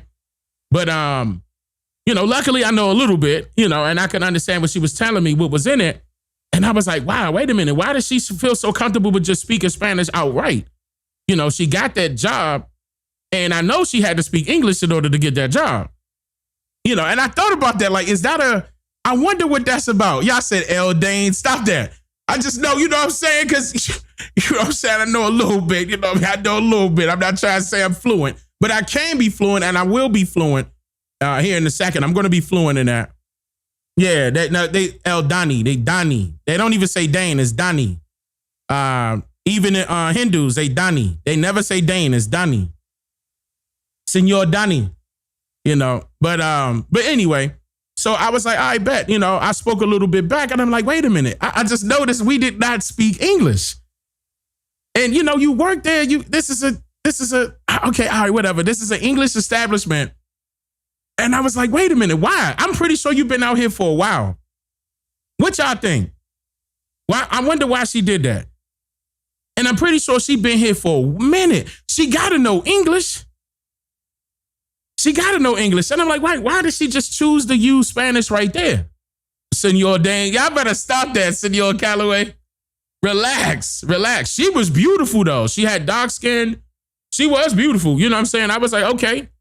You know what I'm saying? She called me, oh, God. I'm like, all right, with this, maybe she wanted to do that so I won't mistakenly take her for an American. That could have been the case. It was the hair. She thought she was Mexican. Damn. Y'all really think it's because of my hair? She been in the movies, no English. Uh-oh, stop. Y'all better stop. Y'all about to listen. Anyway, look at y'all minds. All y'all got to do is stay straight. Everybody went into the gutter immediately. What happened? Chat. Is it your complexion? Nah, I'm brown skinned. You know, I'm red. You know, I'm a red fella. You know what I mean? I'm a red guy. Dane, I'm not a Mexican. I mean, I'm not. You know, I do look like the Olmec. I resemble the Olmec. You know what I mean? And some of them do resemble the Olmec, so we probably gonna be like, they put it together. Olmec, wait a minute, Mexico. They probably put it together. Like, look at his lips. You let me stop. Anyway, look, come on. Anyway, let me keep playing. Y'all playing. Y'all doing that on purpose. Y'all doing that on purpose. Because y'all trying to turn me into a simp, low key. That's what y'all doing. That's what y'all doing. Y'all wanted me to describe what she looked like, huh? You look at the chat. I swear, if y'all watching this on playback, chat getting on me right now and being funny. She probably recognized you, Dane, and spoke Spanish. I would call Scarlett up here right now. This is real talk. This is exactly what happened. And luckily, I knew some. And then I went back to tell Scarlett, no, she's referring to this one. This was in it. I'm like, wait a minute. And as she was walking away, I was like, why does she feel comfortable speaking Spanish with me? Like, comfortable. Like, she had to, you know how, okay, let me not do that. Let me keep going. Hospitality anyway. And speak English, I'll still deal with you. You got bad hospitality and no English, get the hell out of here. So I freak out. I'm going to tell you right now, her hospitality was on point. Now, that's the difference. Her hospitality was on point. Matter of fact, the Mexicans in Texas, hospitality on point. Straight up. I mean, based off of my experience. I'm not sure about your experience. Okay? With the so-called Latino community, because some of them don't like that word, Latino. It's a whole other story. But they good out here in Texas. I don't know about California, though. I'm not sure. I heard some stories about Cali. I know y'all up and down over there. You know, I know y'all up and down over there. Dane, don't go Latina. Relax. I ain't say I was going to go Latina. What you, huh? Wait a minute. Stick to one subject at a time. The challenge with them, they're not assimilating. No. But they're not funding terrorism. Exactly. They're not burning the American flag. Very true. That's the biggest problem here. They're not basically funding Al-Shabaab or Al-Qaeda or the Free Palestine Hamas movement. And then I'm not worried that Haitians, maybe they're eating the cats. Yeah. Which is not true, by the way. But I'm not worried that they're going to be sending money to terror networks or burning the American flag. And then that's the problem. And then the congressman, these people are looking to populate and dominate. How many videos have you seen people in America saying, we're coming for you, we're taking over your churches, we're going to dominate America, and inshallah, America will be Islamic. Well, hold on. Doctrine of Discovery, the Church of England, they did come over here and say that they were going to take over. He ran right into that trap. They did say that they were going to come over here and take over the indigenous territory. They sure did. Wrote a book about it and everything. Virginia Statutes at Large. Virginia Company of London, the London Company. The Congregation for Propagating and Foreign Parts. They've been doing this for a minute. It goes all the way back to Doctrine of Discovery. Don't let the Europeans get away with that now. We know the history. Put me on this podcast. I want to stop this ass right there. More kids. Hell to the no. Yep. That's the problem. And hold on. And 4,500 a kid. And to put the cherry on top, then you have the Congresswoman constantly bashing the country, constantly crapping on our president. Hijab. In a hijab. Yes. Don't give me a break, bro. Give me a break. While this is going on, here's from Detroit Free Press. Expectant mothers in Dearborn. Oh, no. You ready? To be getting $4,500. Mayor announces in state of the city. Do you know what this means? Watch this clip here. Go for it, Rob. Oh, that's that guy. Yeah. If you had a baby as of November 1 or are currently pregnant, you are eligible for up to $4,500. I would just have to be a kid. Dearborn RX Kids is finally here. We worked for this program for over 2 years. And if you're pregnant now, had a baby after November 1st, you're eligible. Dearborn produces more babies per capita than any other city in Michigan. Roughly 1,700 babies. Wait a minute! This program is live and well right here in the city of Dearborn. Is that the same mayor that said that you're not welcome here? Because the guy was complaining? To a pastor, I believe. And by the way, more babies per capita in Dearborn than anybody else in the United States. If the stat is true that he's saying, and we're relying I think it's in Michigan. Credible, or Michigan. I think it's in Michigan, yeah. Okay. then Correct. what they're saying is in Dearborn, this is what we've been saying. Americans, you got to have kids. You got to have kids, and you got to bring them up a certain way. Oh my God! Hey, hold on. Let me make sure. Yeah, I'm about to rewind that back because that's oh shit. What? Okay, hold on. Let me go back. And then I'll explain it for those that don't understand. Hold up. From Detroit Free Press, expectant mothers in Dearborn. Shout out to PBD Podcast, though. This is actually pretty good. You ready? To be getting $4,500, mayor announces in state of the city. Do you know what this means? Watch this clip here. Go for it, Rob. Oh, that's that guy. Yeah. If you had a baby as of November 1 or are currently pregnant, you are eligible for up to $4,500. I would just have 3 kids. Dearborn RX Kids is finally here. We worked for this program for over 2 years. Listen, y'all. If I'm looking into this correctly, they're giving cash for new moms and babies.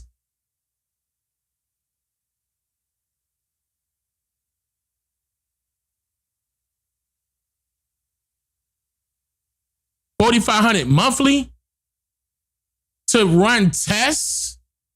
Okay, this is a little too much. Have a baby after November 1st, you're eligible.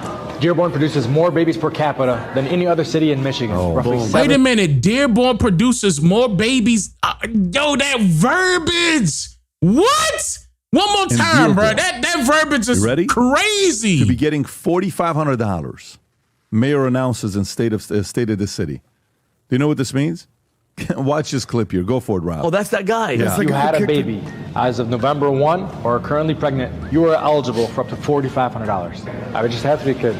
Dearborn RX Kids is finally here. We worked for this program for over 2 years, and if you're pregnant now, had a baby after November 1st, you're eligible. Dearborn produces more babies per capita than any other city in Michigan, roughly 1,700 babies, which is why it's important that this program is live and well right here in the city of Dearborn. Is that the same mayor that said that you're not welcome here because the guy was complaining? To a pastor, I believe. And by the way, more babies per capita in Dearborn than anybody else in the United States. If the stat is true that he's saying, and we're relying on this, it appears to be credible. Producing more babies per what they're capita. saying is in Dearborn, this is what we've been saying. Americans, you got to have kids. You got to have kids, and you got to bring them up a certain way. Otherwise, combination of immigration and them having it, they're going to, the phrase is known as breed you out. That's what's going to happen, and now they're getting paid for it. We've been working so hard. This is a form of handout to a immigrant group that's running a high fecundity rate. If they want a battle time, we should have like a Woodstock. But just everybody get in that stadium and just here's why this is so bad. Because we're no fans of a welfare state in America, and we are certainly no fans of an Islamic state in America.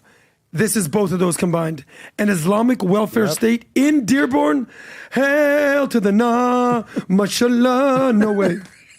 Well, they're doing it. I mean, if you want to find a way to move that money over, that's what you would do. And by the way, that's the same guy. Rob, is that the same guy that you got the clip of? Watch this here. This is him. He says this to an American. Go ahead. I mean, Hezbollah, bombed the embassy in Beirut, and including many Americans. So I just feel that's quite inappropriate.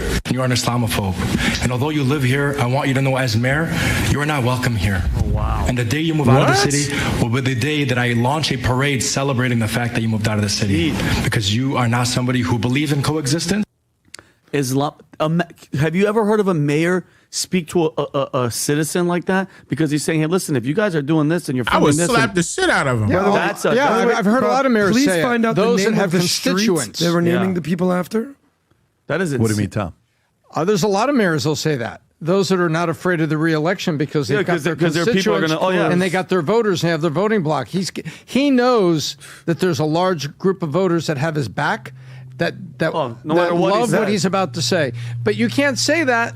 You can't say that if you're not who he is. Yep. By the way, he was complaining that they were naming the street after a known Hezbollah terrorist. Cool. Let's compartmentalize that. Did you see what they did in Europe? This is a known thing. The Muslim Brotherhood, which we're going to hear that name over and over and over again because their 50-year plan to infiltrate the West, which is halfway there, they said use the term Islamophobe as much as possible. Yeah.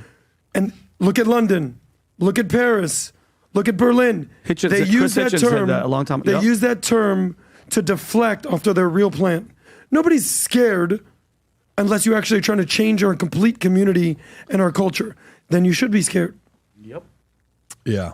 Well, we'll see. We'll see what's going to happen. By the way, it's a Muslim guy talking about coexistence. Tell me that's not ironic.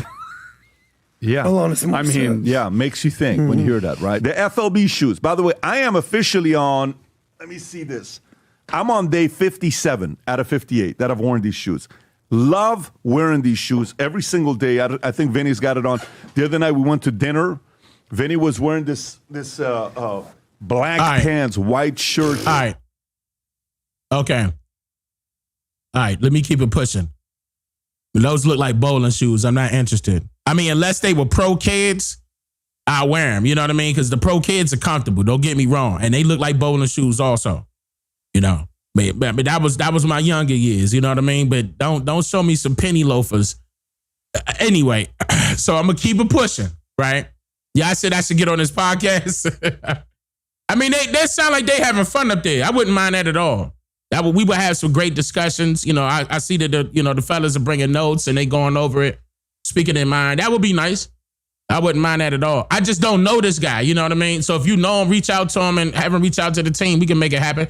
Legs, thank you for the super chat. Seminole OCO Niji, hello, Dane. Let's stop spending money with all who are not us. Put our money into trust for us by us. I agree. I fully agree. We need to have a trust with this, with our people, and our people provide the funds to that trust. There's a lot of things with that, but that would be beneficiary. I agree with that, Leg. I agree with that. Let me keep it pushing. Okay, I played that one. Now, this is inside America's Somalia capital, Minnesota. This right here is Minneapolis. Whoa.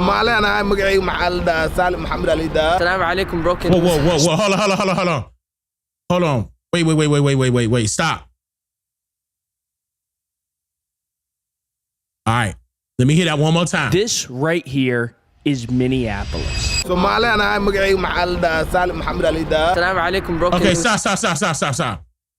stop. The reason why I'm saying that is because, again, I'm noticing something. If y'all notice it, I know y'all noticed it.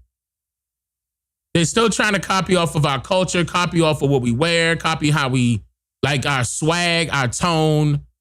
Like, besides his accent, just look at the swag, the tone. He's acting like he one of us, right? They're still trying to fit in. Still to this very day, they're trying to fit in into our culture, which is the American culture. And I know some of y'all are not going to take that seriously, but you should. Because what are you going to do in order to take over a group of people? You bring them flowers and you keep that gun in your back pocket. Get friendly with the people that you want to take over first.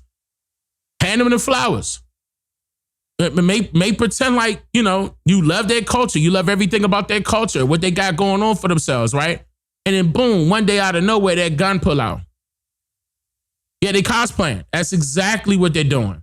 That's what we need to be talking about too, as far as on all of our channels. All of us should be saying that. We should make that the trending topic. A lot of people are they're cosplaying as us. All of them are. Even the so-called Native Americans. You said he's smoking weed too? Yeah, that dude look like, that dude look like that J look, it don't look like there's nothing in it. I'm going to tell you that right now. Our people, that J wouldn't have been looking like that. That's too goddamn skinny. He ain't no smoker. It looked like he got virgin lines the way that was looking. I'm just saying. I mean, I ain't smoking years, but I know better than that. When I used to roll up, it didn't look that goddamn skinny. That thing, You know, he probably smoking some incense or something. Here we go.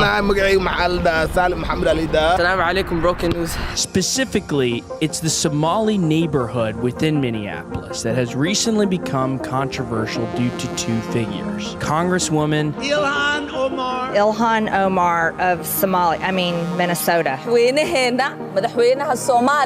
Dumbing of the United States has arrived. And mayoral candidate Omar Fati. What? It's where Democratic Socialist. Did she just say the dumbing of the United States has arrived?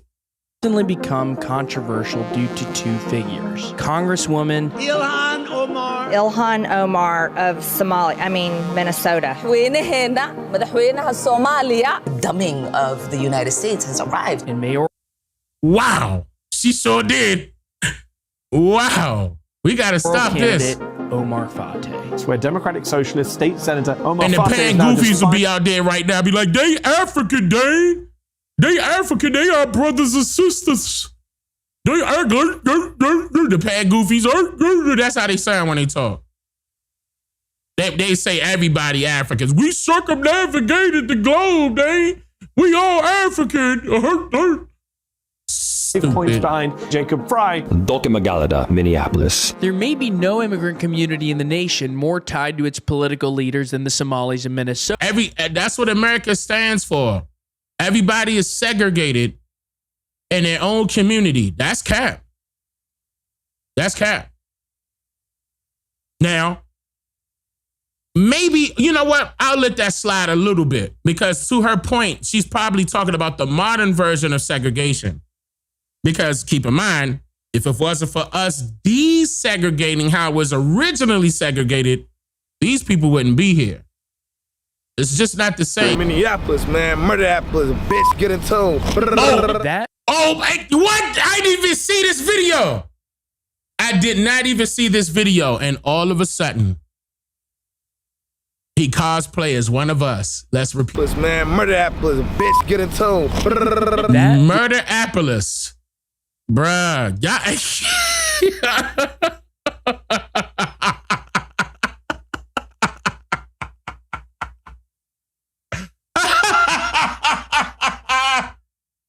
Stop, bruh.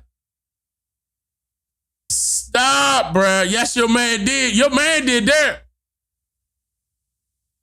Your man did that. That's what he did.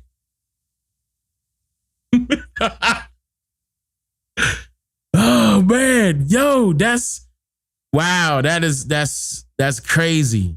Yeah, again.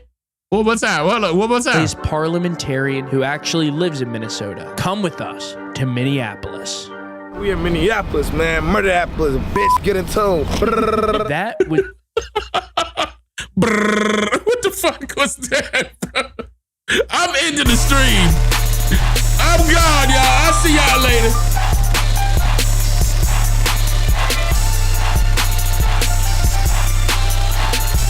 Nah, I'm just playing. I ain't in the stream, man. Look, that is just so hilarious, bruh.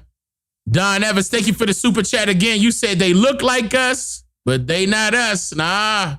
What Kendrick Lamar tell you? It's easy over here. I asked Salim how he ended up in Minneapolis, and he told us that he was actually born in Kenya, which many Somalis fled to after its government collapsed in 1991. Obviously, I'm an immigrant, but at the end of the day, this country welcomed me. For my family to thrive in this country, I'm glad and I'm thankful. But Salim then fell into hot water in South Dakota, where he was charged for murder. To this day, if you Google my name, Sioux Falls, you're going to see murder. It's called defamation of character. Wait a minute. Then he had to say Sioux Falls as his name?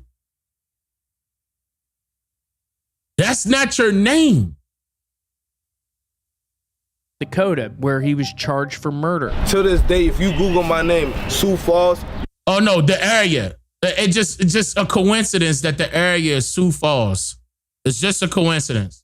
You're going to see murder. It's called defamation of character for real. I missed the birth of my niece. Something you didn't do. Something I didn't even do. Yeah. I feel like I got a little story. Oh no, he got a little New York in him. I didn't even. I ain't not a murderer. Yeah, well, dude, I'm glad at least you're out now, and hopefully you get justice. Justice been served, but to who? We left Salim and turned the corner where we saw the fire he referenced, and also tried to interview some locals. We're trying to figure out what happened.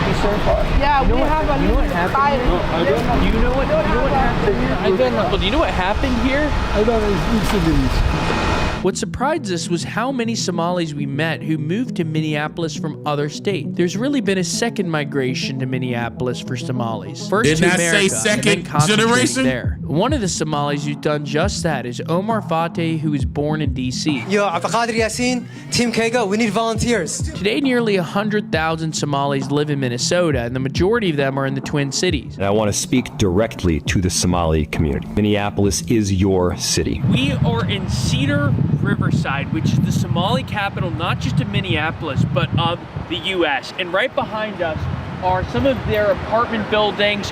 This is the sort of center of where the Somalis live. Now, 50% of the people in this neighborhood speak Somali, and we're talking to some of the residents. We then met the facilities manager of these towers, who's managed them for nearly 50 years. But I've worked in it for 46 years. How has it changed? Just different immigrants. So a lot of Somalis live here? Yes. In fact, I think it's one of the largest populations in the cities. Yes, I think they do kind of stick to themselves, but I have a bunch of them that work under me, and they're pretty social. Some of the first ones came here, and I know it's a money issue, but they're walking around in sandals in the winter, and you're just going, oh my God.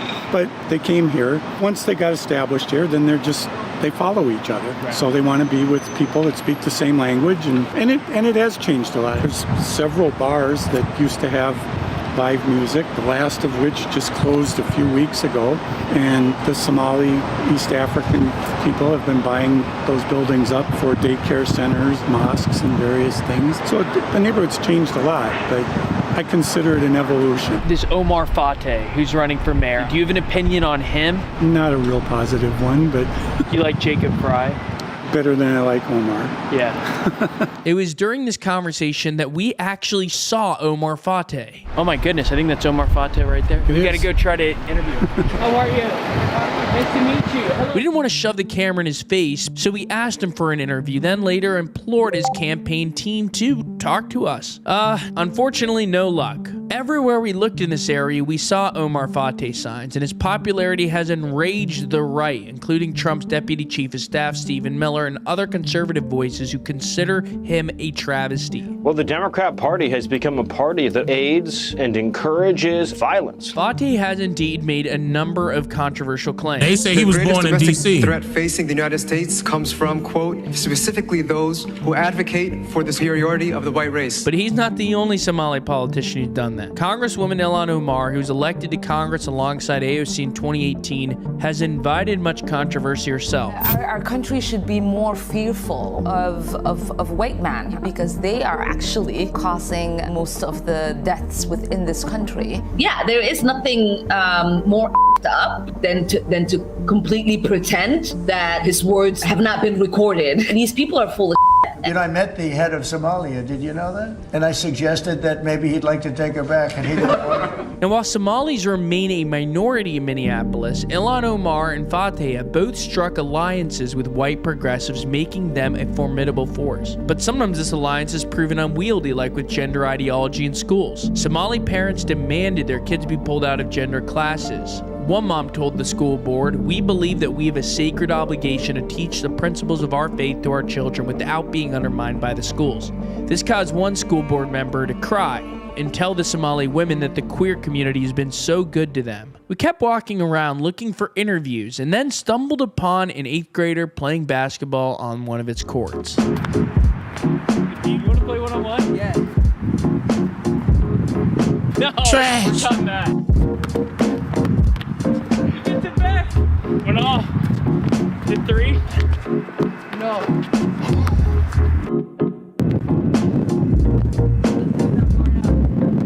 Bro, you just winded the hell out of me. How do you like living here? It's good, but it's still dangerous.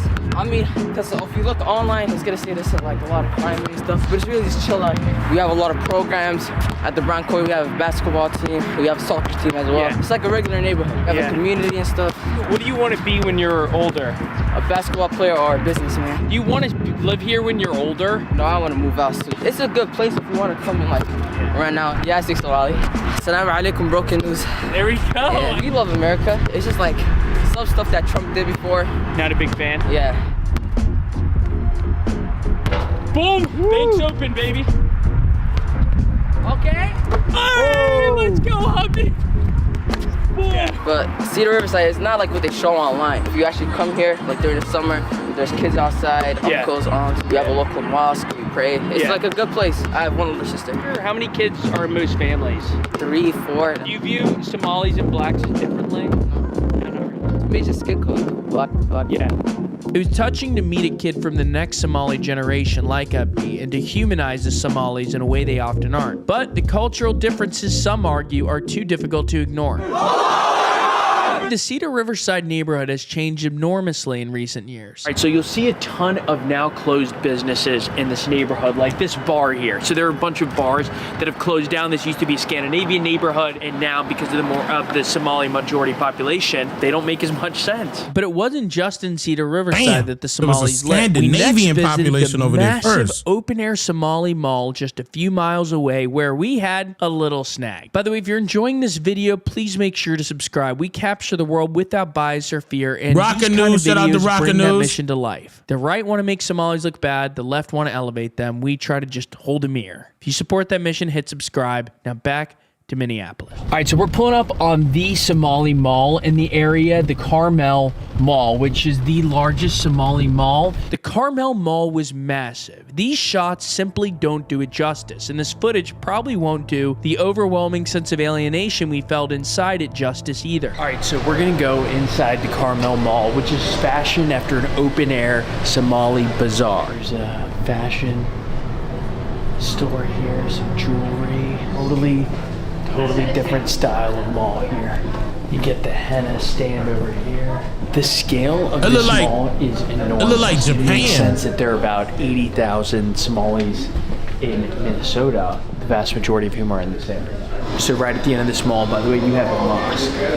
Within our community, we usually send money back home to the less fortunate. So up there, they have a money place you can send back? Right there. All right, so this is what he's talking about in the front, a place where you can easily send money back home or wherever. Roughly 40,000 Minnesotans were born in Somalia, so many are still in close touch with their families back home. The link between Somalia and Minnesota can't be overstated. The president of Somalia often visits, and some Somali politicians live in the Twin Cities, like the parliamentarian we interviewed later. I would say in all the reporting we've done, this is one of the most difficult spots to get an interview. People are very guarded here. I don't know if it's because they assume there's a hit piece or they simply don't want to talk at all. People have been extremely guarded and in some cases a little hostile. We continue to walk around the Carmel Mall when, as if we weren't out of place enough already, a cop came to escort us to building management. Yeah, it's called Road. We do this all over the country. Yes, I told the camera. Oh, you saw the camera? Yeah. So where's the YouTube? Roca News. ROCA News. All right, so we were just pulled aside by security. Now we're okay though to film inside. So one interesting thing is when a store is unoccupied, people won't necessarily lock it. We've seen a lot of unattended to stores.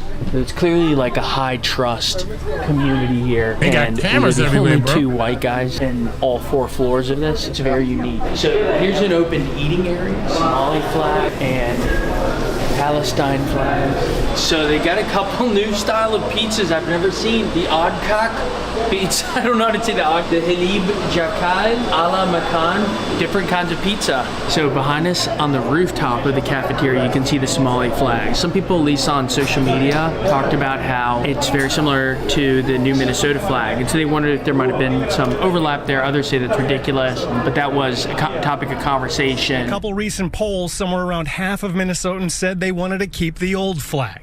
We then interviewed a woman entrepreneur from Somalia who had some fascinating insights. I moved from Sweden 5 years ago. That's very symbolic.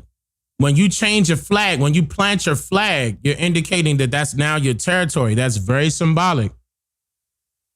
And I didn't even know that Minnesota changed their flag and then, included the Somali flag. Yeah, that's marking their territory. That's very symbolic. That is very deep. Interesting. But that was a topic of conversation. A couple recent polls, somewhere around half of Minnesotans said they wanted to keep the old flag. We then interviewed a woman entrepreneur. Wait, so how did it change if more than half of Minnesota wanted to keep the old one? Am I hearing that correctly? Let me hear that one more time. ridiculous, but that was a topic of conversation. A couple recent polls, somewhere around half of Minnesotans said they wanted to keep the old flag. Somewhere around half of Minnesotans wanted to keep the old flag. Yeah, that's a country taking over another country. Yeah. And they made sure that they got their people in positions of power to make that happen. They got the mayor. Soon they probably about to have the governor if they don't already have Tim Walz by the neck. I mean, apparently they do because they changed the flag. Wouldn't that be his call? Yeah, man. They trying to take over for real.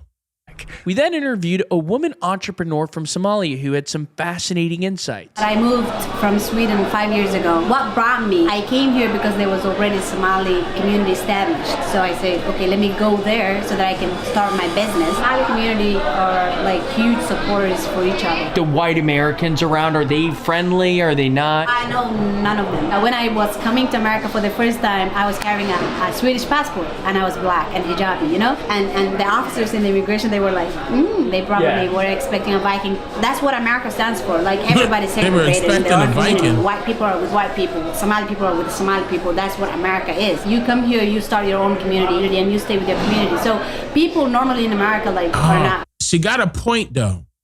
As far as you're supposed to come here and create your own communities. Now, here's the thing. We do have our own communities as far as our people are concerned, but we're not in control of them. Like we go into, like, I remember when I was in Washington, D.C. growing up in Washington, D.C., in our communities, it was nothing but Chinese, Japanese, Filipino, as far as taking control over the stores.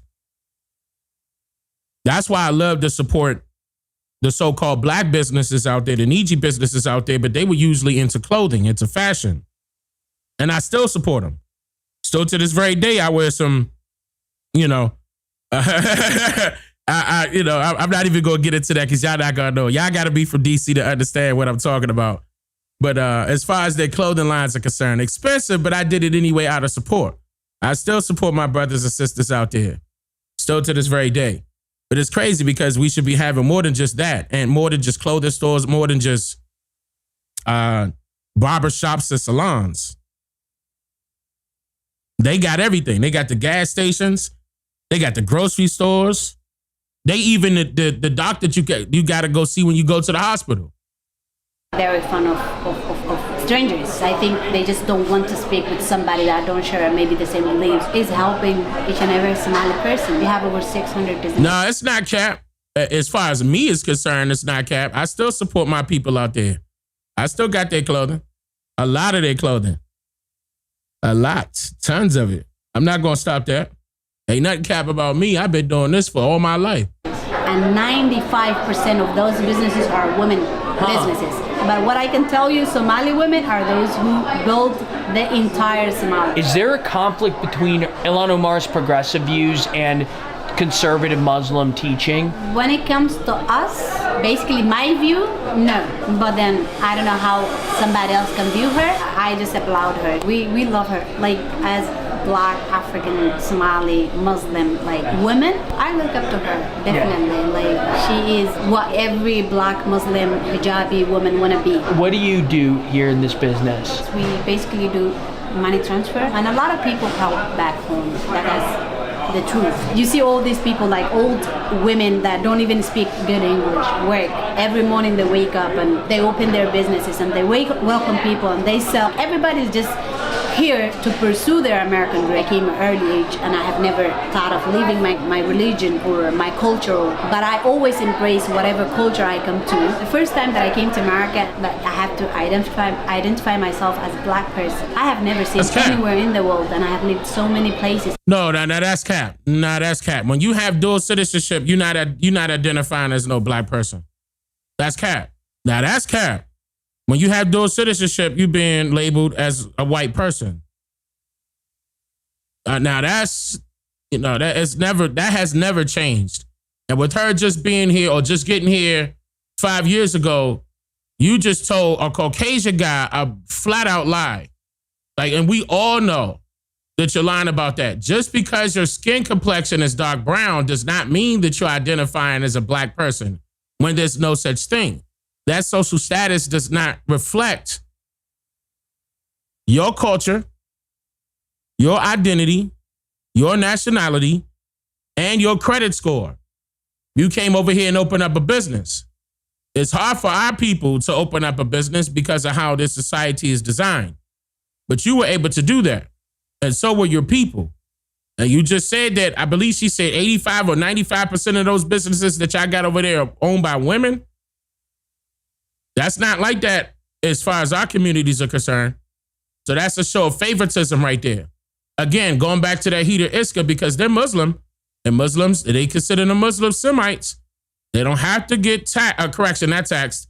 Heater Iska is when they pull out a business loan, that loan becomes an investment. I'm gonna keep repeating this over and over and over again. They don't get charged interest. You were able to open up a money transfer business with no problem.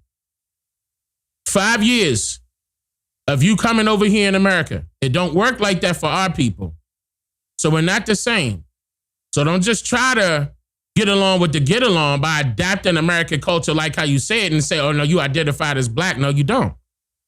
You identify as Hijabi, Somali. You just said that. You just threw black in there. And that's how I told y'all we need to get rid of that term. I told y'all. It's a huge problem. You gotta see the major problem with that term. We're not treated the same. They're only going to use that term at their convenience just to get along with you. No, it's not too late. It's not too late at all. It's not. It's not too far gone. The older generation they're older. But the younger generation know better. They listen to me. They know better. I was beating it in their head that we need to get rid of those terms. Have to. Whether if you want to go to political route by, doing what are they called? Polls? No, what are they called? Petitions? Or you get some government representation in your particular state, do away with those terms. Not saying that you get rid of them to a point where you get rid of its history and you don't know nothing about what happened with those terms. I'm not talking about that because that's something Obama did anyway. Okay, don't forget that Obama got rid of Negro and Oriental. It just made it more difficult for you to find the records. But I'm not referring to genealogy. I'm talking about the terminology that they use, the government status that they use. It's a social construct. What status do you fall under within this government as a citizen of this government? Because you're not a citizen of the country. You're a citizen of the government. So no, on her nationality ID, no, it does not say black at all. That is a lie. She's only going to utilize that term when it's convenient for her, when any one of us walk around her. See, we are the same person. No, we not.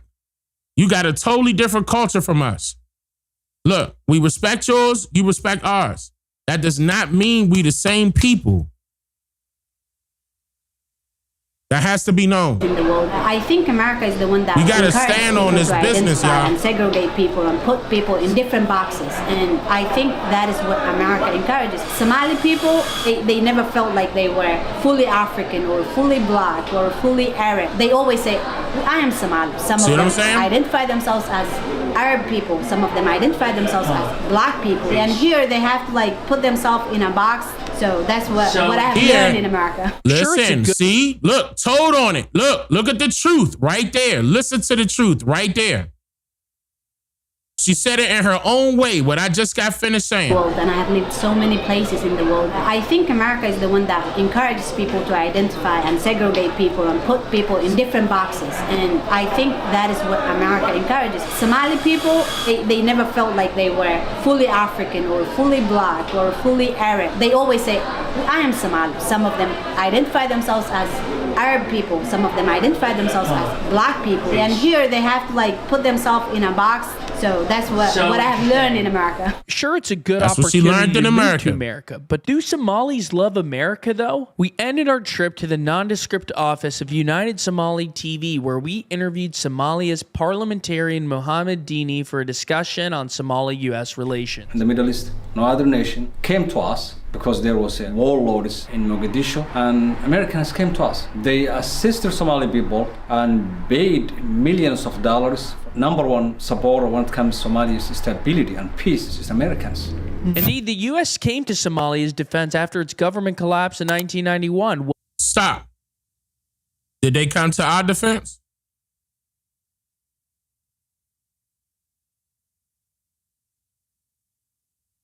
The government came to their defense in 1991 when their government fell. Gave them millions of dollars. We right here at home. Did y'all receive a check for anything yet? I'm gonna give y'all 30 seconds. This shouldn't take that long. Let that shit bang. Flood the chat with your I ain't even gonna do a poll. This is crazy. Millions of dollars. They continuously hand these foreigners millions of dollars. Billions of dollars. We hear this all the time. And then they get mad when we say we owed something.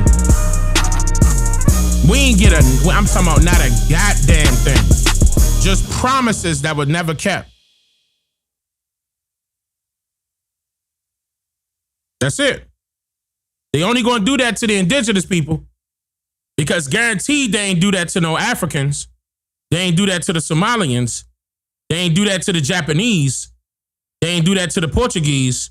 They ain't do that to the Philippines. They ain't do that to the Mexicans or any part of the Latino community. Let me say it like this. Anybody that has dual citizenship right now have not been mistreated the way we have when it comes to that point. What's the solution, Dane? Since the government doesn't want to admit to their wrongdoings and unfair treatment and saying that they're going about it by justifiable means, then we have to create our own. It's just that simple. If they could come over here and establish themselves this fast, we are already here. We could establish ourselves even faster. It's not impossible. You just got to know what's going to be.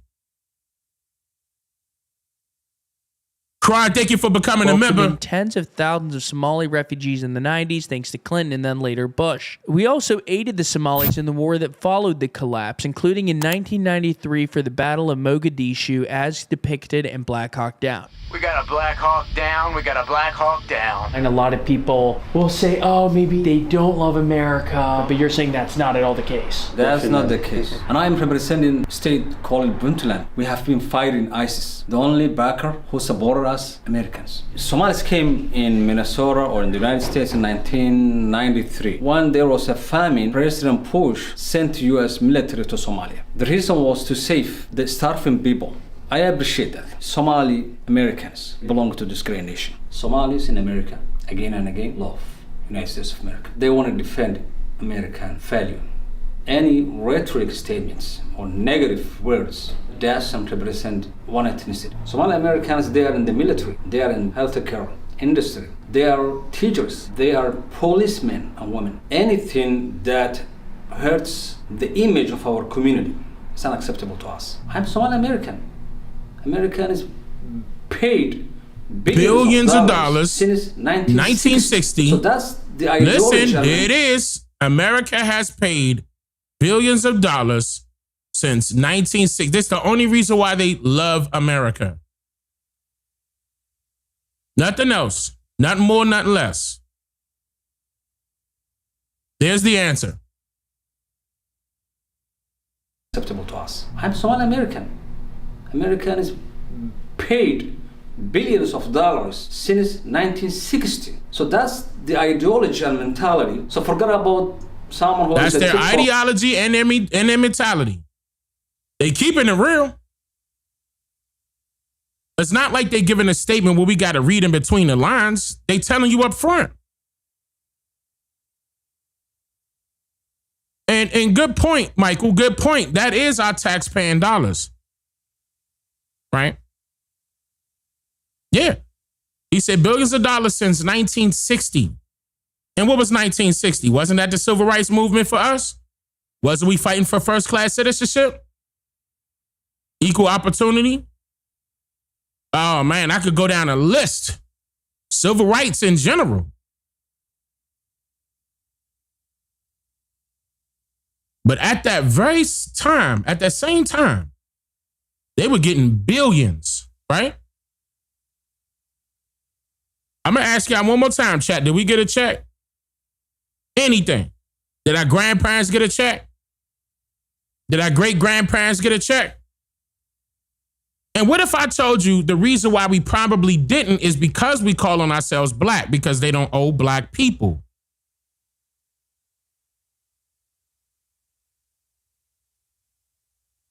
They owe the indigenous people. I'm just saying. Saying Somalis, they are not belonging to American dream. Yeah. We belong. Ilhan Omar, a congresswoman. Wait, did he say that they were born in the American dream? 1 second. Somalis in America, again and again, love United States of America. They want to defend American value. Any rhetoric statements or negative words doesn't represent one ethnicity. Somali Americans, they are in the military, they are in healthcare industry, they are teachers, they are policemen and women. Anything that hurts the image of our community is unacceptable to us. I'm Somali American. American is paid billions of dollars since 1960. So that's the ideology and mentality. So forget about someone who is a TikToker saying Somalis, they are not belonging to American dream.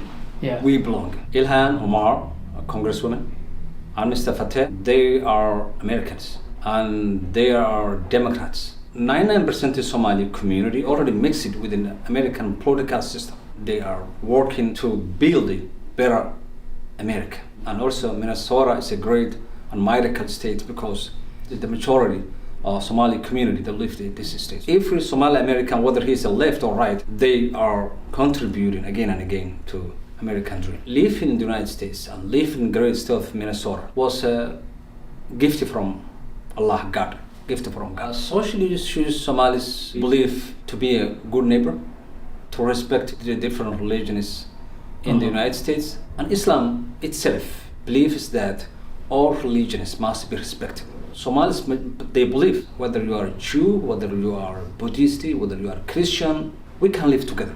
We can be good neighbors. I want to go back one more time. American contribution to Somalia. The region of Puntland have been fighting almost 8 months, 10 months against ISIS. Who came to you and assisted? Americans. We didn't see any other superpower.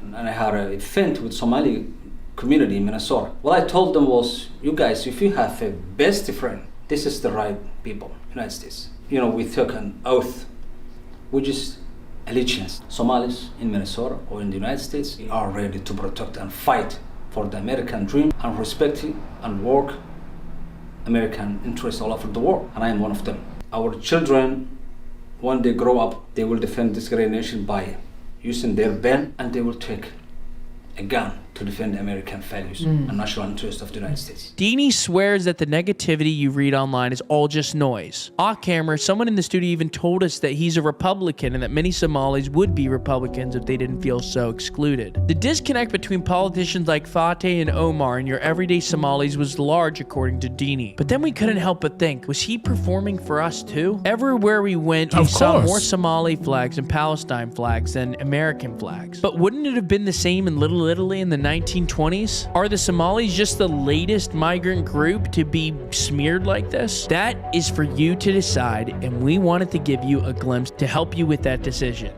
Our next Minneapolis video, by the way, is on another controversial topic. It's about the 5 years since George Floyd. Stay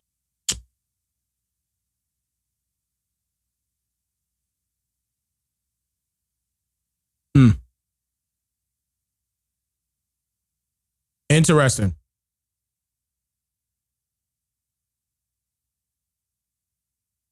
Very interesting.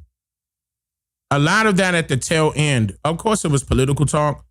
Of course, he was trying to make himself seem good, like he's in allegiance or an alliance, rather, with the United States as a people. No, you're in alliance with the government. That's who's benefiting your people, your communities. It's the government. And you always give it to the government, but he's using terms like America, Americans, right? And our people will automatically assume that you're referring to the people, but you're not. You're referring to those who are putting money in your pocket. You're referring to those that are feeding you. And they said they could be good neighbors. In other words, they know and understand that they will not bite the hand that feeds them, that provides them opportunity, that provides them the American dream. This is a problem. Not for them per se, okay? Not them putting themselves in that position, okay, by submitting to the government and their rules and regulations. It's a problem for us because we have done that. We have done that same thing, but yet we still getting the back end of the stick, still to this very day. Whether if we went Democrat or Republican, we went both ways. Originally, it was Republican, switched over to the Dixiecrats, out came the Democrats.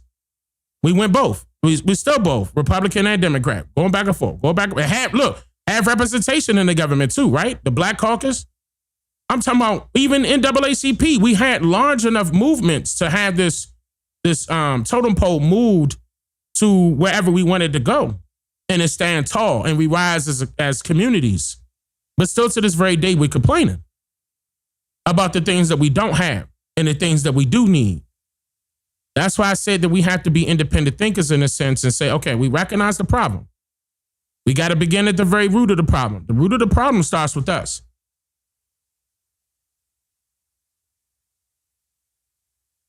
We got to take some accountability in this sense. We got to take accountability in this sense and do what we have to do to put our people in positions of power.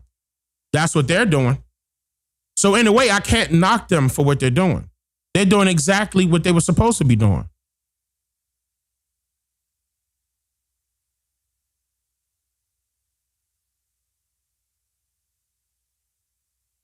It's unfortunate because they also receive benefits that are like helping hands in a sense from the government.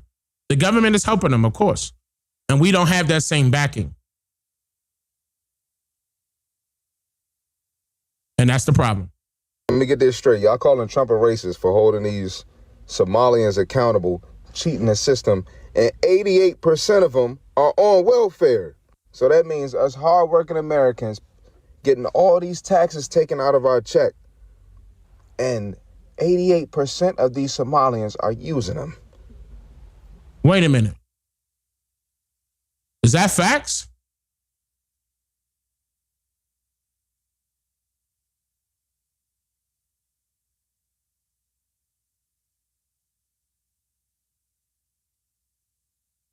Let me play that again. Get this straight. Y'all calling Trump a racist for holding these Somalians accountable, cheating the system, and 88% of them are on welfare. So that means us hardworking Americans. Remember when I talked about that with welfare? The majority of them are foreigners that are on welfare. You saying no, 42%? I mean, 88 is pretty high, but let's just, okay. We had this discussion about welfare on my channel a couple of days ago. I forgot, it could have been a week ago. But a lot of you guys were admitting that you weren't even receiving cash benefits. And remember when I played that video? And they said that SNAP, the government dishes out for SNAP benefits $8 to $10 billion per month. And our people are not receiving that. So just imagine where it's going. The same people that just got here are automatically receiving benefits. Now you see the problem? I'm going to say this again. 8 to 10 billion per month just on SNAP. Our people are not receiving that. It was people in the live chat and in the comments saying that they barely even received $200. Some of them were saying that the veterans were speaking up, saying that they barely receive $100. Veterans. But maybe this brother's number as far as the 88% is off, but maybe not. It can't be too far-fetched. Because if you take a look at our own people, they're not receiving that same benefit. All the way to our own, yes, all the way to our veterans. We're not on equal ground here. And I was surprised I even had people, and which reminds me, I'm about to open up the panel. I even had people come up on the panel explaining. I'm not going to lie, that was devastating to hear. I didn't know it was, I knew it was bad. I just didn't know it was that bad. And our people, some of our people do need that. I'm not talking about the people that's taking advantage of the government. But then again, I'm talking about as far as our own people. But look at it. It's all of these foreigners taking advantage of the government because the government is allowing it. They're giving them all sorts of loopholes in order for them to receive benefits so they can take care of their families. That's not fair. Meanwhile, we got to work our asses off. And then we still get taxed differently from them. They tax us harder than anybody else that's out here. I dare you to compare your check with any other foreigner that's working that same job in that same position. I dare you. Yo, Hajib, do me a favor. Hajib, let me see your check real quick. Now, real quick, let me just see your check, Hajib. I'm gonna give it right back. Let me just compare the stub of that check with mine. It's just gonna be between me and you. I just want to look at how hard you being taxed, Hajib.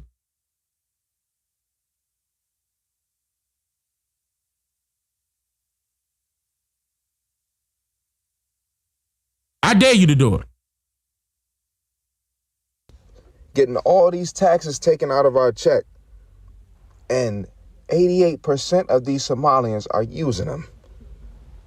What the hell is wrong with y'all? Then I'm going to try to make this make sense. You got the girl, Ilhan Omar, whatever her name is. She's here sending out a message to other Somalians, speaking in her native language, and she keeps saying, our country, referring to Somalia, but she's in the United States, and she's in the office. She works for the government. She is a politician. What kind of shit is this? You would never see an American go to another country, get in office, refer to our country, speaking about America in that country. I hope I made sense. Are y'all cooked? Not to mention, Tim Walz is running Minnesota as governor. Like, what happened to our country, bro? Like, this shit is crazy, bro. It's so bad that I'm seeing Democrats who don't even like Trump, and they're like, I actually agree with him on this. I don't like him. I still think he's a dickhead, but I agree with him on this. And then let's play a game of switch the roles. Put any other president in Trump's place right now, taking a stand on all of this madness that's happening. And y'all would not have an issue with it. Y'all only mad because it's Trump. Y'all soft as hell, so y'all don't like his delivery. And a lot of y'all wish y'all had the balls to, stand on business like that. I said that earlier. You can put your opinion out there. I'm not going to lie. I said that earlier that, I don't think the blame should be shifted on Trump like how they're trying to portray inside of these, inside of the news and everything. I think he's doing his job in this sense. Like if you find fraud, you call it out, and you get on the leaders that are in position to get rid of that fraud. He's actually doing his job. There's nothing wrong with what he's doing. And then moving them illegal immigrants out. Nothing wrong with that, in my opinion. And I'm not a Democrat nor a Republican, so I'm going to have an unbiased perspective based off of what I can see and what I know. They're like that, but you're too scared to. So Trump rubs you the wrong way because your bitch ass can't do it. 70,000, 80,000 Somalis sent to Minnesota so they could vote in Ilhan Omar. That's how it was set up. Do you know that they are inbred so much that their IQ is between 60 and 80? If y'all don't get y'all fraudulent scamming, cross-eyed, big four-headed. Oh my God. Wait a minute. Hold on.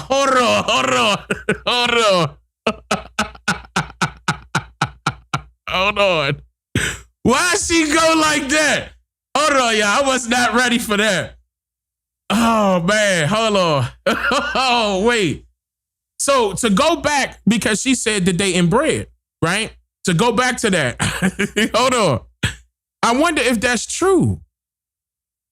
Because remember that the what's her name again? The Omar lady, the congresswoman, they said that she married her brother for citizenship, but is that the only reason why she married her brother? Because have you ever heard of that anywhere else where you are marrying a family member? Not in America. I never heard that in America. That's alarming to me. And is it against the law? Maybe not. But goddamn, that means we got to write some new rules because these foreigners coming over here bringing their little beliefs over here with it. That's nasty. Incest should be an that should be a jailable offense. I mean, that's nasty. I don't even want to think about that. That's horrible. That's disgusting. These people are delusional, but they yet have positions of power and looking out for the best interests of Americans? No. You should know better than that. You know they're not. They're not even thinking right for themselves. But she right though. Let me go back. So they can vote in Ilhan Omar. That's how it was set up. Do you know that they are inbred so much that their IQ is between 60 and 80? If y'all don't get y'all fraudulent scamming, cross-eyed, big four-headed, incestual asses up out of here. We know you married your brother. Take y'all illegal scamming asses on. Get out. I'm on my way to Minnesota. I'm on my way to ask you questions. You didn't want to say nothing to the white boy that was asking. You wanted to threaten the white boy, but I bet you won't threaten me. I bet you won't tell me to get the fuck on. I bet I won't. Let's go to Minnesota. Let me call my brother and my best friend, and let's start a TV show. Let's go around to all these damn places and figure out what the fuck is going on. I'm already in Dearborn. Let's start there first. Those motherfuckers need to go to. Man. Omar, I don't know who told you running shit, okay? I don't know who told you that. You and your Somalis can go home because the only thing y'all do is use the American people and steal their resources. That's all you do. And then you complain about the country that let your ass in here. Facts. Gave you an education more than their own citizens. Facts. And you still not satisfied? Nope, then you had to go give them a and full rob ride and steal. Oh, and let me shout out Anton Daniels. I'm using Anton Daniels' video right here. Shout out to Anton Daniels. Racism. And then you want to use our ancestors, Black American people ancestors, to justify your criminal activity. Stop using our ancestors, all right? Stop using Black people. Stop piggybacking off of the shit we went through. Because that money you stealing and all you Somalians that's here, you can't name one damn thing you ever did for Black Americans. I agree. You haven't done shit for no Americans. I agree. Ever. But y'all your own opening people. up organizations on the behalf of Black people, and Black people don't see a dime of that shit. And you Black folks, I don't know why you keep giving these people a damn pass because they got the same color skin as you. They are not us. Woo, and wake they them ain't up. doing nothing but using us. Wake them up. Okay?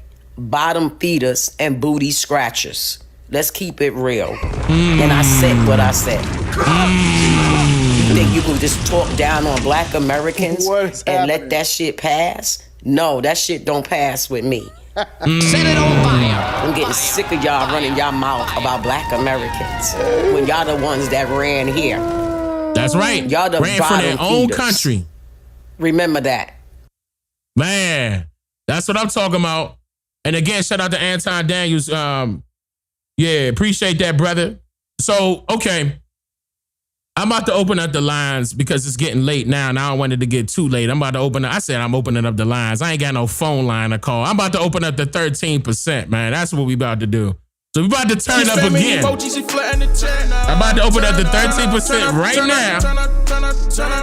And I want y'all opinion on this right here. This right here. Hold up. Hold up. I gotta close some things out. Wait a minute, because I don't want no crap. Hold up. Let me close some things out. All right. Boom. Okay. All right, now let me open up the 13% real quick.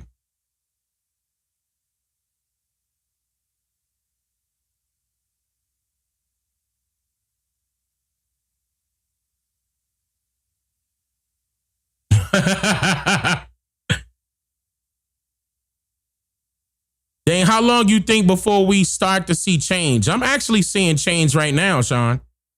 The change is happening now. They done messed up and gave our people social media, so more of our people are listening to each other finally. Okay, when it comes to topics that are very important. It's happening right now. As far as the end goal, I can't answer that question as far as when that will happen. When I can tell you what the end goal is, I can't tell you when that will happen, though. But as far as the start of the change, it's happening now.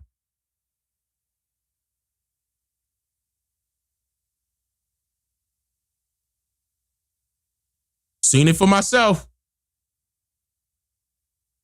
Hold up, hold up, y'all. I gotta move some things around, getting ready to open up the panel.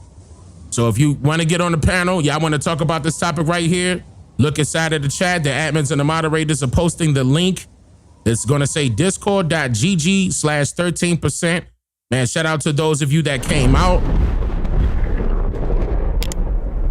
And we had this, we had to talk about this one.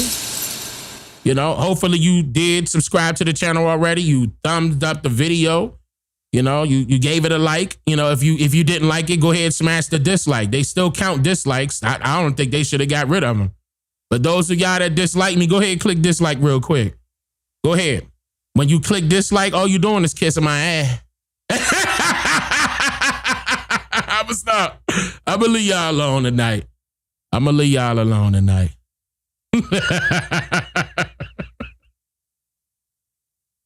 Oh man.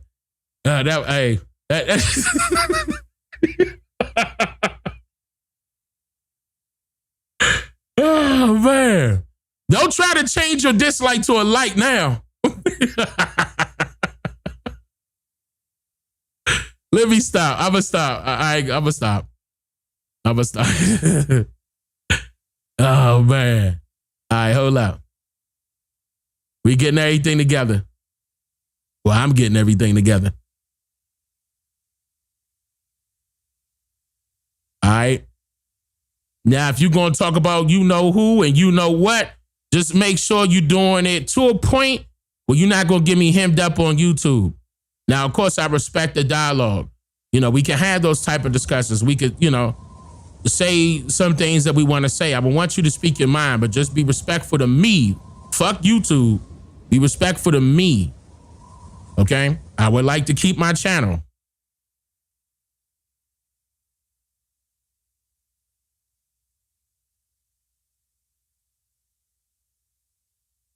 I shouldn't even have to say that for real. All right, we getting it together.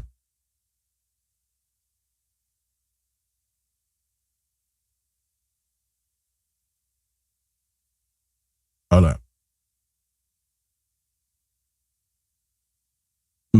All right, it should be popping up. All right, 13%. Let me make sure I got my audio together. Y'all should be able to hear me. Wait, why is it not connecting?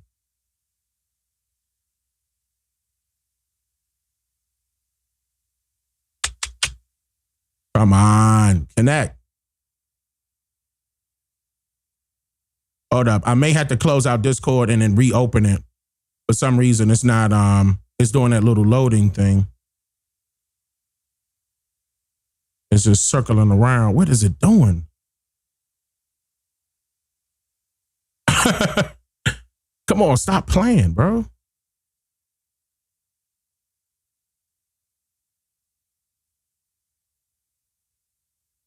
All right. I mean, why are we waiting on that? Okay, there you go. Now I got my, it came back over now. Yeah, there you go. There you go. All right. Now it came open. Oh, Discord had an update. All right, meet me in, if you're gonna be on Discord, meet me in the part where it say live with Dane Calloway. You about to see it pop open in a few seconds.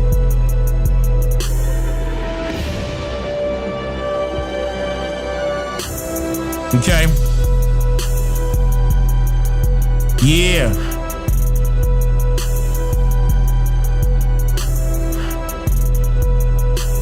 We should be good now. Yep, I'm on there now. Okay. Y'all can hit me in the 13 clear. We good?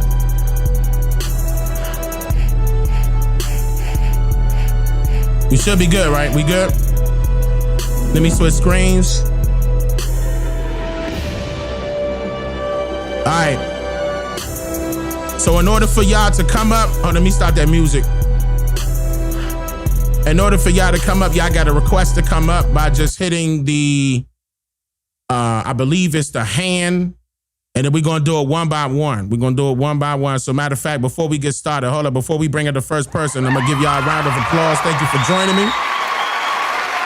Hope y'all had a good time so far. Got some good laughs out there and everything, man. OCO, free thinkers. Yeah, I find that hilarious, but I want to get your take on that.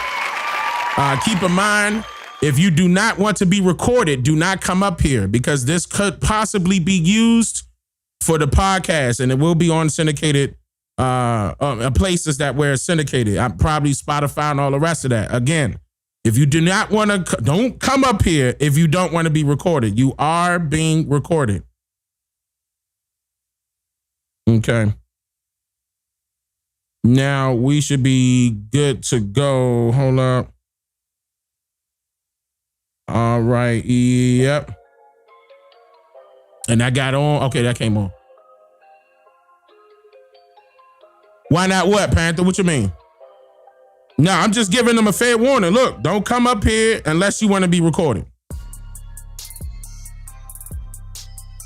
I done already told them why.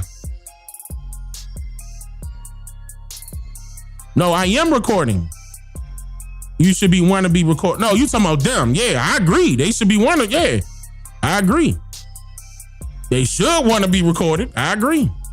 But some folks get scared of that, you know. Some folks get scared of that. You don't even got to cut your camera on. You know, I understand some people go through the shyness. There's no need to be shy. It's just me. I ain't going to bite. You know, I'm not going to do nothing to harm you or nothing like that.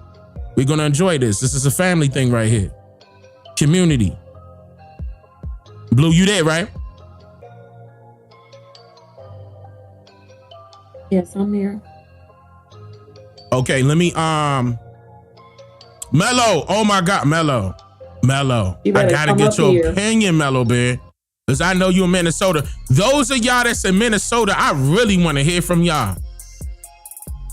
Redness. I really do want to hear from y'all. I gotta hear from y'all. Mello Bear, you got first dibs. Anybody from Minnesota got first dibs. Right now. I'm up here. I'm talking about right now. Like, let me hear from y'all right now. Now, that lady said she was going to get with her brother and get with somebody, and they was about to come up there, and she started naming some areas. I don't know, but she seemed like she was serious. She seemed like she about to, you know, cut on the camera and start exposing some stuff. She going to need some folks out there with her. You know what I mean? I agree. Minnesota, I agree. Y'all want to link up with her? That would be nice. And shout out to those people that I didn't get a chance to shout out. That was coming from Anton Daniel's video. So I'm not exactly sure who those people are, but shout out to them. If they got TikTok or anything like that, y'all probably said some names in the chat. I didn't get a chance to see that. I'm gonna be honest with you, because they had me cracking up. All of them. I thought that was hilarious. I'm ready when y'all ready.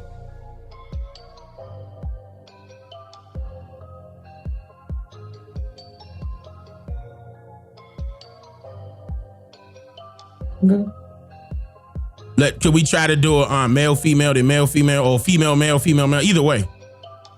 Yeah, I do that every time. I appreciate that. You gotta accept on his end. Watanga, I guess that's how you say his name. You gotta accept it on your side, Watanga.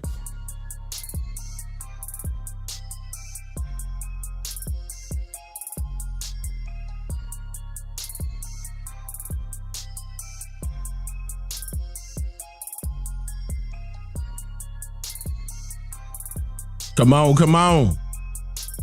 Luckily, I got music playing. Wait, I got music playing, right, YouTube? Y'all can hear that? It's not too loud, right? Everything mixed good? Tell me the truth, y'all. What that audio sound like? I wanted to sound clear.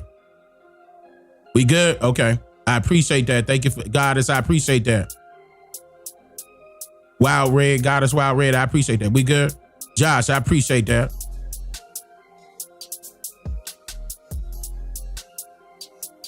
We said, I bet.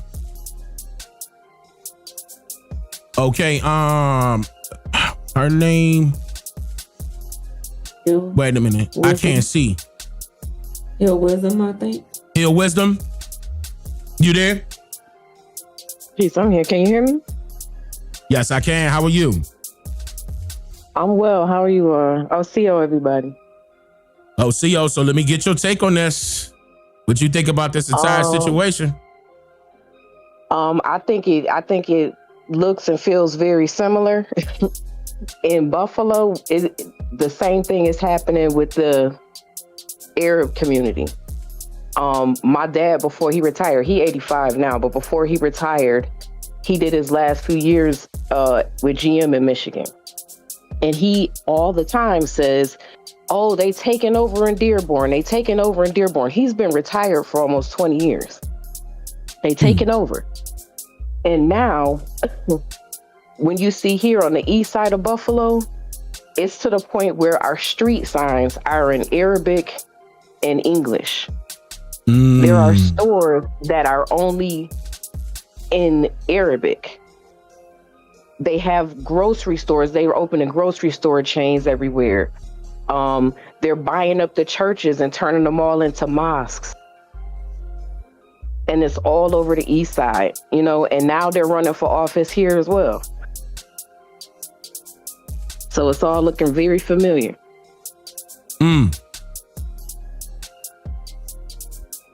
I mean, so, okay. What do you suggest as far as our people are concerned? What do you suggest we do? Like, we see what they're trying to do. They're trying to literally build it up and take it over in order to benefit their own people. What about ours? I think we need to take notes, and just like they copycat, you know, what the least of us do, we need to copycat what they doing. We need to start pulling together. And as long as you got a school, as long as you have somewhere to buy food, and you have somewhere for people to, you know, believe in whatever they believe in, you're going to build a community. Because that's what they doing. That's exactly what they're doing. But it's almost like they push it towards the empire. Because with them having positions of power in the political realm, they could get some things done, especially with them considering themselves Muslim. They're going to show favoritism. Oh, for sure. But they're just recently starting to get into politics here. They've been building their community, you know, for the past 15 years. So it's, you know, and it's like now that they have a stronghold in the area, you know, first they were just, you know, lobbying the politicians because we had Byron Brown in office here for the longest, and he was in their back pocket, you know, which is how they got a lot of the streets renamed, how they got a lot of these, they ended up pushing to get a lot of these old churches condemned so they can buy them for pennies on the dollar, already, you know, interest-free, tax-free. Yep. They buy up all of our closed, you know, our closed buildings, and they're making their stores and things, and they don't have to pay any taxes. So, and they don't have to charge any tax. So they already outpricing everybody. And then the other thing I wanted to speak on when they say when they were talking about the babies being born in Dearborn. Yeah. These people are in here, and you'll see it'll be 2 men in a household, and just around the corner from my dad, it's one family. It was 4. I'm gonna say women because they clearly were pregnant, but they look more like girls. Stair steps, all 4 of them, all pregnant. 2 summers in a row. I've only ever seen 2 men in and out that house, and one is a very old man. It sounded like they were giving up their babies to these companies. What was the name of that company again? Damn, I forgot it. Something Born. RX, yeah. Yeah, with the RX. What was it called again? Do you remember that part? I can't, hold on, wait a minute. What was it called? Y'all chat, help me. The video that we played earlier. Oh man, what was it? Yeah, I don't remember what it is, but to me, that's the first thing that I thought of when I heard it was, of course, they're having a baby boom and they're funding and rewarding these families. Like, yeah, they're rewarding them. Dearborn. That's right. Yeah. Mm-hmm. And they're all getting their own SNAP benefits, cash benefits. They can't make them work because they're pregnant all the time. And once you're so far along in your pregnancy, they can't make you work. They're acting like they're single, but they're here and they have multiple wives. The wives are, claiming benefits because they have different, they don't recognize that the first name is really the last name. So it looks like everybody has different names. And a lot of them are using their SNAP benefits to stock their stores. Yep, somebody mentioned that the last time we were talking about the SNAP, that they were utilizing it was another side of it. I know Compatone would probably get into that because it was Compatone that was talking about that to fill their places up. And I'm pretty sure they're doing it for businesses as well. I just don't know how that works. But I mean, for sure. They go to Sam's Club and Costco and BJ's, and they buy the stuff there because you can use your SNAP card there. And then they sell it, and then they sell it at 3 times the price in the store. Yeah, you go there early in the morning, you see them in there with 13 gallons of milk in the cart. Damn. I mean, they taking advantage of it. I mean, I can't even knock them. They just trying to do for their own people. That's why I want our people to get on board, be on one accord. Yeah, ain't nobody else waiting. It's disheartening because most of us here in the east side of Buffalo know that's exactly what they're doing when we go in these stores. They don't even try to hide it. They sell members mark stuff in the corner store. But we feel discouraged because we can't really do that in the same way that they do it. We still gonna have to charge more because we got to pay taxes. They're not paying taxes on any of this stuff. Right. Goes back to Heater Isco on top of their business loans, their house loans. Oh, speaking of that, what about the communities out there? Are they tight-knit like how they were displaying out there in Minnesota? Like where they have a large community? Well, not large. Let me not say that in, are they by themselves? Like they're segregated? Pretty much like they're on the east side, but you have you have little pockets where it'll be 4, 5, 6 streets, and it's just them. Oh, okay. But would they be in apartments or houses? They're in houses. They're buying houses. up the old houses. Yeah, they're buying. Well, they're just starting to build a lot of apartment buildings here. They're buying. They snatching up the property from the Niji here. And, and the east side already had a big problem with, those that shall remain unnamed buying up a lot of our houses and letting them run to the ground so that, they can get kickbacks and things for them once they've, been condemned by the city. We can say small hats. I seen we got away with saying small hats. I know who you're referring to for sure. We all do. Matter of fact, we all know who you're referring to. Yeah, so they were already doing that for years here. Plummeting, the property values and stuff in our areas, and just holding on to that property until they can, sell it and write it off. and now they've sold it to them for pennies on the dollar. Yep. They have and they don't got to wait that long no more. The way this price is, with the hike was 2020. They went up about 50%. Now they're not even holding the houses long. Now I'm seeing that they're holding it for 1 year, 2 years, and they getting rid of it. And I was noticing that pattern like, damn, let me take me personally, I said, let me take a look at real estate because this is crazy. I don't know where it's going to go. I don't know how Trump is going to handle that, that part as far as the housing market is concerned, but it's rough, especially with it being up 50% right now since 2020. That's terrible, but they know what they're doing, and they probably giving it back to their people, their little families and friends that are coming over here trying to seek the American dream. Getting it just like she said, pennies to the dollar. You have like the houses, you can see like the houses that they're really rehabbing and fixing up. A lot of those you can't rent from them if you aren't Muslim. And a lot of them, it's not only enough for you to be Muslim, you need to be Arab and Muslim. Okay. They'll show it to anybody, but you'll never get it. And the ones they rent out, I had just moved back. I moved back here a couple years ago, and just looking at places and the conditions of the houses that they're trying to rent to needy people. Terrible. Watermarks on the wall. They don't even care enough to remove the old furniture from in there. There was it was one of the rooms in the place I went to go see. It had a plaster patch on the wall, and the wall was Pepto-Bismol pink. Oh, so they just left the patch. The rest of the patch, they ain't clean it up or nothing. But that's what they use when they filling up a hole. They just left the residue there. Just left it like it was. No, they emptied the whole tub of plaster on there because it was bulged out. They didn't sand it down. Just however the house looked. And I asked, I said, "Oh, so how long is it going to be before this house is ready?" He said, "Oh, it's ready." For what? Oh no! Did he promise that he was going to paint it or anything, touch it up, crown molding, anything, new appliances? Absolutely not. Absolutely not. He was like, "It's good. It's good." Not for what? I said, "Would you move here? Would you move your mama here? I'm someone's mama. You want me to move my kids in here?" And he was like, "You gotta go. You gotta go." And I was like, oh, "Okay." On my way out, everybody in there, don't buy this. Don't rent this. Don't stay here. It's gonna be somebody silly to do it. Yeah, or desperate. And that's what they looking on. They looking for somebody silly or desperate, and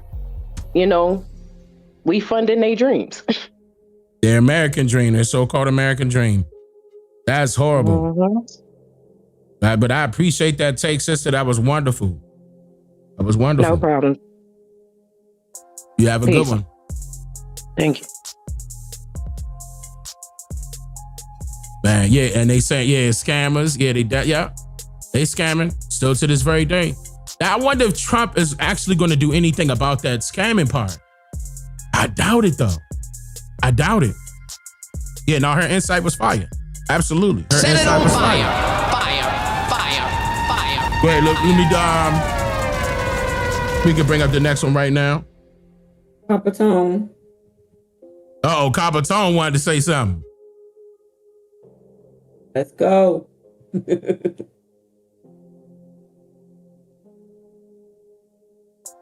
I don't see him. There you go. Can y'all hear me? I can hear you clearly, Capitone. You got the floor. OCO, how you? OCO, Big G. I'm good, man. I'm just laying in the bed, just catching up and listening up. I'm just gonna say this, right? So, and I'm not coming to the 13% family in a negative way, but I'm glad this is happening because this is gonna wake a lot of us up. That's what it's gonna do. Break it down. Why you think it's gonna wake them up? Why you think it's gonna wake them up?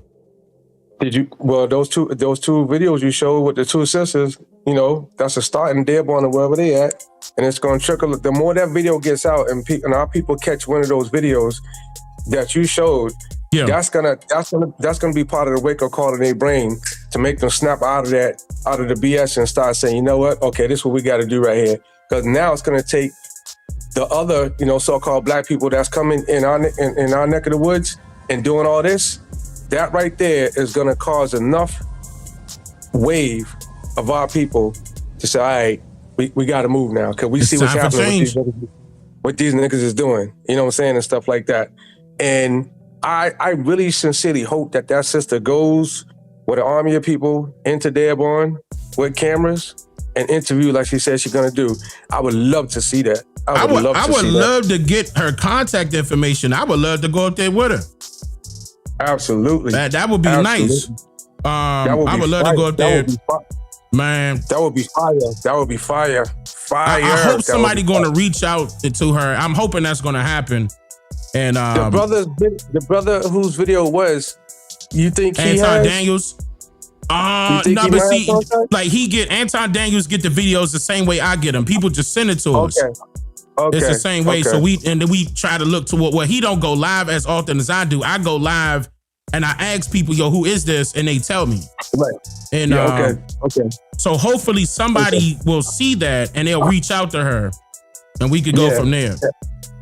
Yeah, because if that will be bomb, that will be fire, that will be everything. Bow and arrows, that will be chopper style, that will be everything to catch a whole bunch of our people to go up there with that sister, protect her, number one, number two, and go up there, in droves and just make a statement going into that community and making a statement like, listen, nigga, y'all not gonna come up here and do this bullshit and call yourselves, you know what I'm saying, being us. Man, listen, man, I think I'm gonna go to Minnesota with you, Big Chief. I'm gonna go to Minnesota too. Man, I would love for that to happen.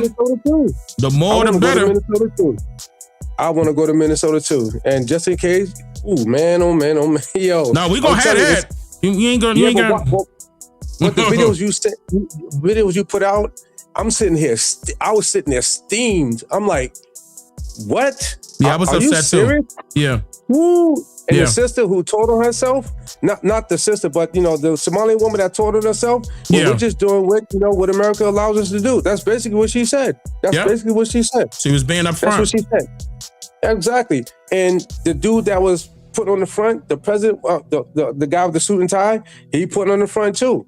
But he used the term American when he really meant the government. That's what he really meant.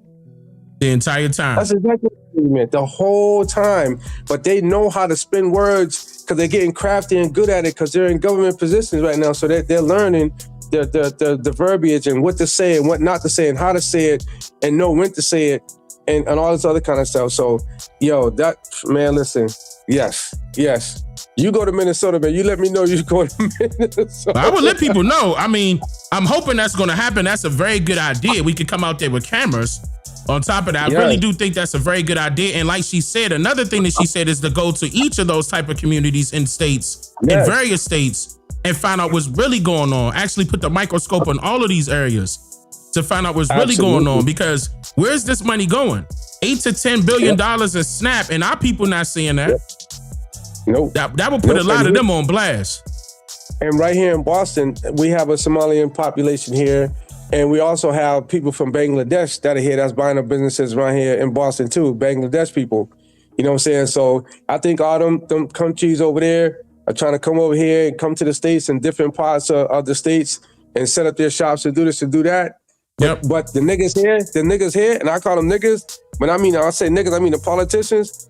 These niggas, they ain't about nothing around here. They trash. They all trash around here. And they're gonna continue to let stuff happen, whatever the case may be. But listen, just the other day, and we're talking about the food stamp stuff. So the EBT, I was on that organization working again, and I was appalled when I saw nothing. I saw droves of Somalians coming out with their EBT over the Vietnamese people and over the Latino people. These Somalians, they are milking, bro. They are milking. When I say they're milking, they are milking. And there's normally the Vietnamese, that was a lot of them. And there was a lot of Latinos, but not this go round. Not on this past, was this yesterday? No, Wednesday. Nothing but Somalians. They outnumbered the Vietnamese, and the Vietnamese people beat everybody to that truck. Not this time. Somalians beat them to the truck this time. And I'm sitting there looking at these people come on the truck, man. And I'm sitting there like, yo, I'm getting steamed and mad just looking at them. You know what I'm saying? And they're all elderly women. You know, they got their husbands standing outside the truck helping them with the bags. And you know, they're all probably related, you know what I'm saying, with each other and all that kind of stuff, and going back to the same households with all this stuff. And like the sister said in New York, you know, they stock in their stores. They probably getting the cheap vegetables from the truck, bring it back to their stores and sell them, you know, 3-4 times over and all that kind of stuff.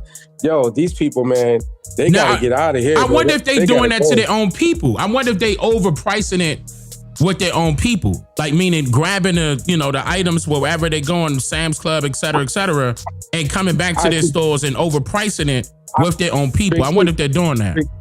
Big Chief, I think they are, because none of our people go to their stores. None of our people go to their stores around here.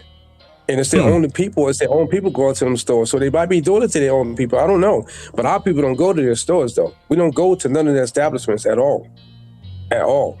I know I don't. I don't have no reason to.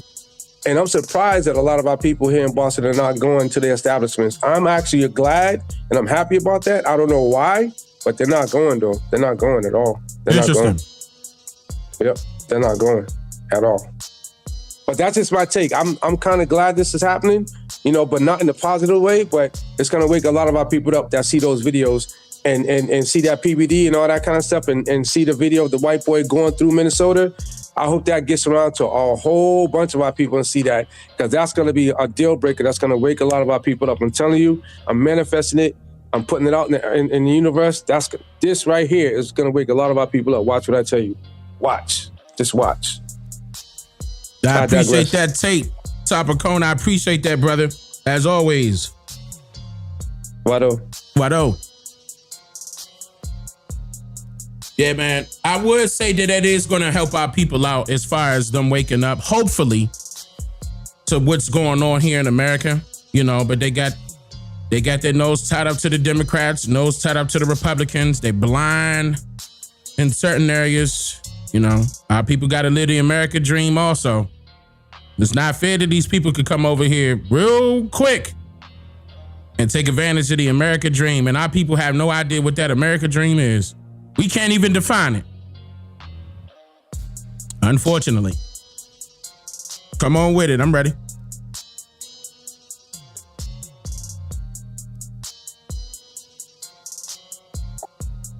Coweta Creek. Coweta Creek. That's the person's name? Mm-hmm. You said Coweta. Accepted on her end. Oh, you got accepted on your end. Cheetahs, you got accepted on your end. And you'll be able to pop right up here on the panel. There you go. Ooh, wait a minute. Can you turn your background down for me? Because I can hear everything that's going on in your background. Effects from delays and cancellations extending to the halls of Can you hear me? Wait a minute. Can you hear me? Wait a minute. Pull her down. Pull her down for a second. Cause I got headphones on. I can hear that. That part right there is just... Wait a minute. And we could tell her in the chat when she get it together. But let me get another sister real quick. When she get it together, we can tell her what's going on. But that thing peeking in my ears. I got these headphones on. Ain't no more sisters. It's just male. All right, come on. We can do it. Come on, Cheetahs. Y'all got to get on the panel too now. Watonga? Nah, I told you to be ready this time. You got to accept it on your end.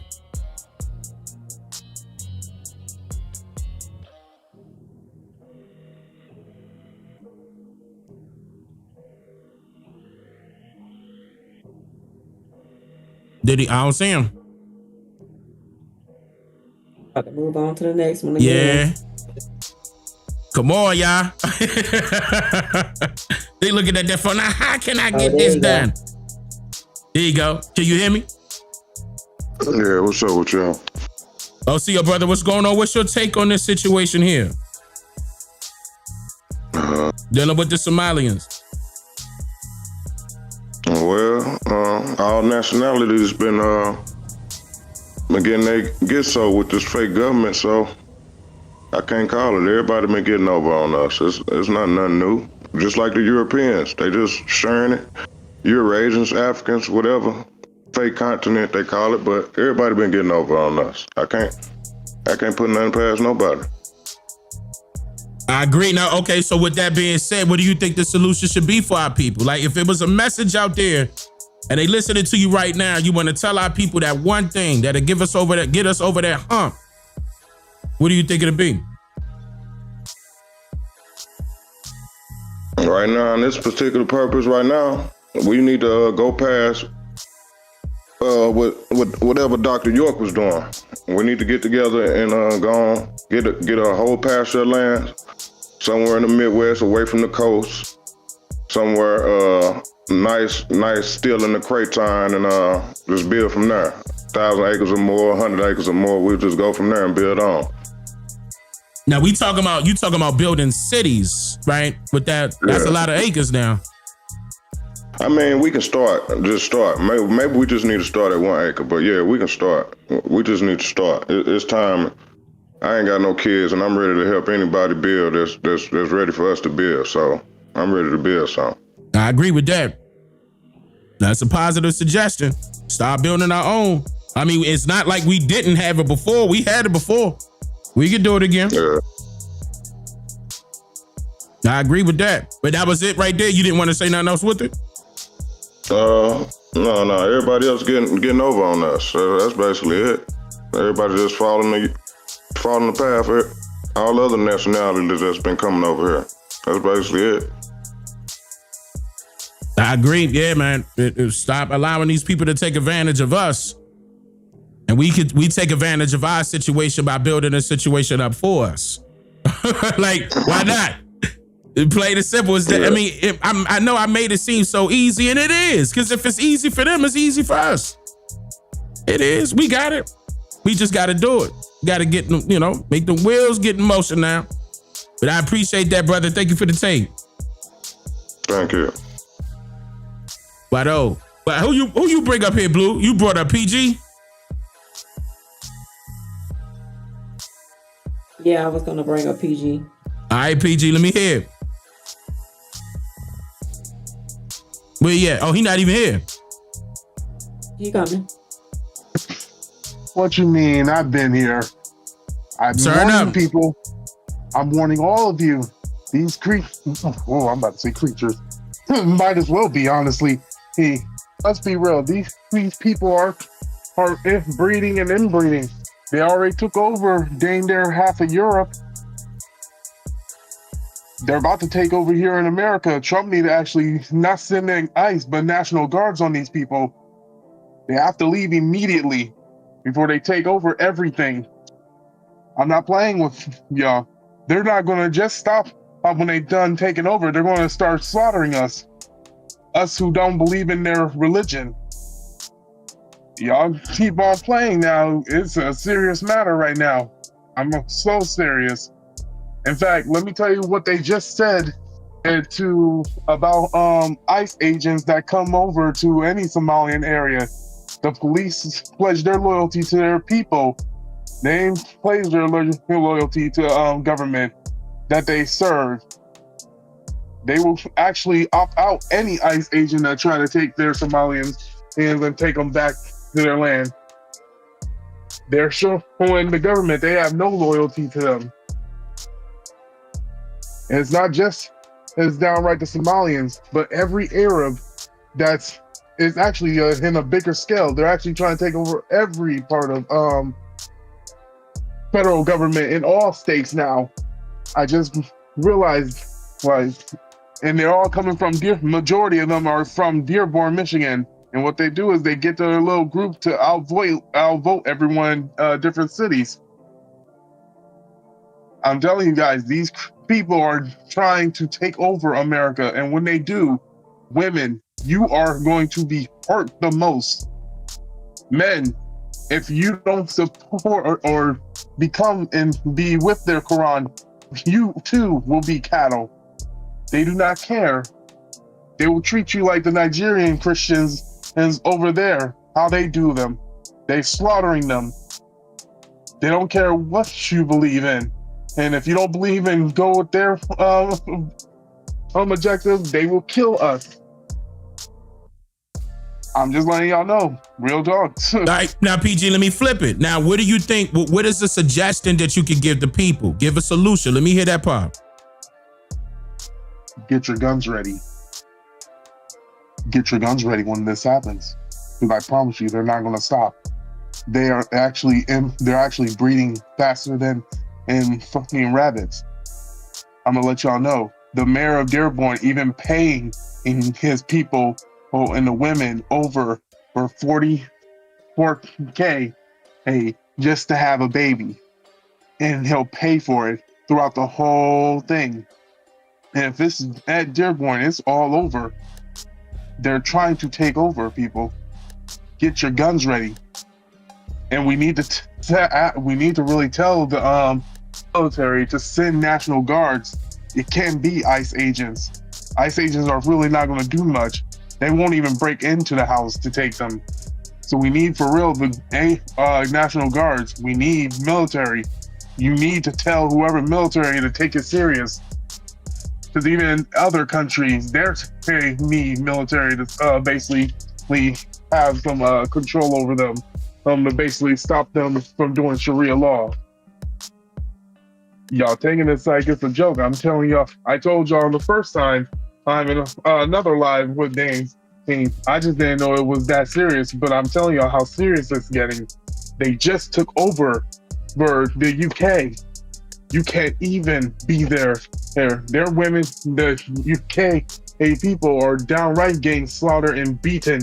And even now, they have at least about over 2,000 in Hamas over there. And they're doing that over here on our land. And let me tell you, they don't care if you're indigenous. They will force you. They will force us to go their route. They are going to try to overbreed just to go their route. I'm not trying to scare tactic anyone or anything, but I'm telling y'all, this is now on a larger scale.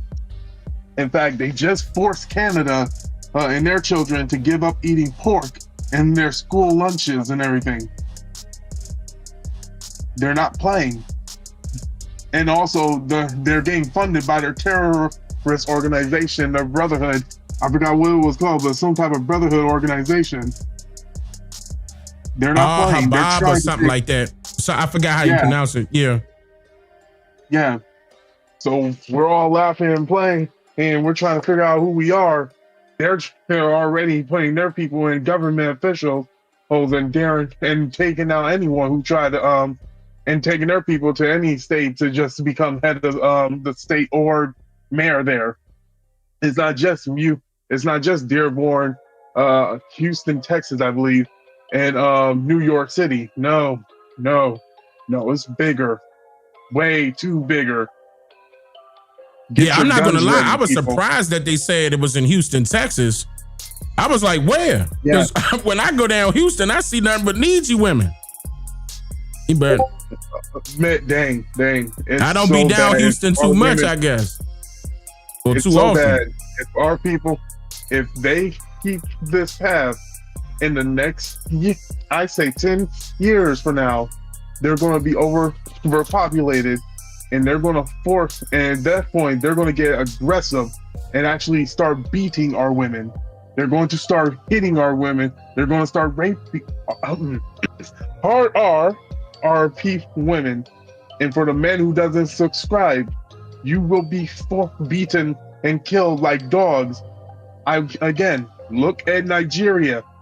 Look at what's that one? Gonza, I believe. Gonza. But look at what's Dubai? I said in previous, Dubai is literally their home, and they treat the women inhumane. They take Nigerian women from their country and force them to do unspeakable things in Dubai. they're gonna do that to our women too. They're already, they already actually doing some things like that in that nature with certain so-called celebrities of our women. I did see some of that already. They being forced out there in Dubai, paying them a certain amount of money, and whole time the women are being pimped by women who are pimps. You know, luring them over there to Dubai. I saw that. I was watching that. I don't think that's going to happen in a large mass anytime soon. But yeah, it is something to look out for. Dang, they're bringing like fucking rabbits. I'm gonna keep it 100. In fact, a white woman, literally live in Dearborn, and she don't wear that Hamas jazz stuff. And she literally said in the video, I forgot where, but it's on Instagram, that she was beaten, abused, and everything. Now they came and literally was just outright, and she said she was bloody. I'm like, when there's many of them, they become hostile. But when there's very few of them, they become passive and kind and want to be friends. I'm telling y'all, people, get guns ready, get ready to start shooting them, or start telling your actual relax. If you're military, relax. I'm not playing. No. Just watch your tone. Just watch your tone. Just watch your tone, because I don't promote violence on this channel. Like I can't tell them to do something like that. Like of course they're gonna label me as militant because I'm allowing that on this platform. You just gotta watch the tone. We get the point. Okay. All right. Hey, that's all I gotta say then. Yeah. Y'all been warned. We definitely get that, warned, man. But folks, I mean, again, out there in Minnesota, they said it was only 40,000 of them. That is a large number. I'm not trying to say that isn't, but I'm not sure how many they said it was in Houston, and then New York is heading that route too. There is, they are moving along with trying to get some things done to work in their favor, for sure. So it is alarming, but I doubt very seriously they're gonna be able to walk through us. That's just my opinion. I'm from DC. I know one hood that could take 40,000 of them out. One hood. I mean, I'm just saying, it ain't gonna be peaches and cream. I can tell you that. It's gonna be a fight. But let it be a fight, okay? Let it be a fight. Let that happen when it happen. But at the same time, there's no need to say, all right, to be, and again, he's not even going to, the scare tactic route neither. He's just trying to forewarn people what's happening. I get it, and so am I. It's about bringing awareness. But I can't tell y'all what to do in that sense as far as the violent part is concerned. You can use your own discretion at that and say, all right, look, okay, this is the best way we could go about it. Because, of course, they want to be partners with this government.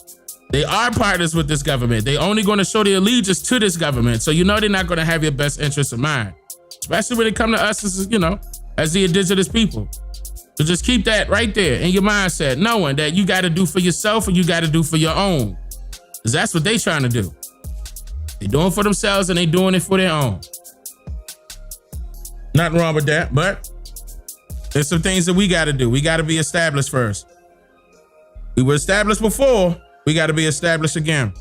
What I mean by that is our communities were tight-knit back in the day. We talking not even too far away. We 1910s, 1920s, 1930s, 1940s, 1950s. I mean, we had farms. We had all of agriculture. Economically, we were doing great. Even in Tulsa, Oklahoma, nothing but mansions. Nothing but mansions. But then again, you can't trust the government because that was the government's call to call the militia in there and drop bombs, on the people. On those same people. With us having a tight-knit community, taking care of ourselves, minding our own damn business. They wanted that oil over there. But they did that more than once. So it's not like they just did it at one time and, whoop-de-doo, that was it. In 1921, that happened in a lot of other states. So to go back to his point, he's right and exact, but it's just a way to say things.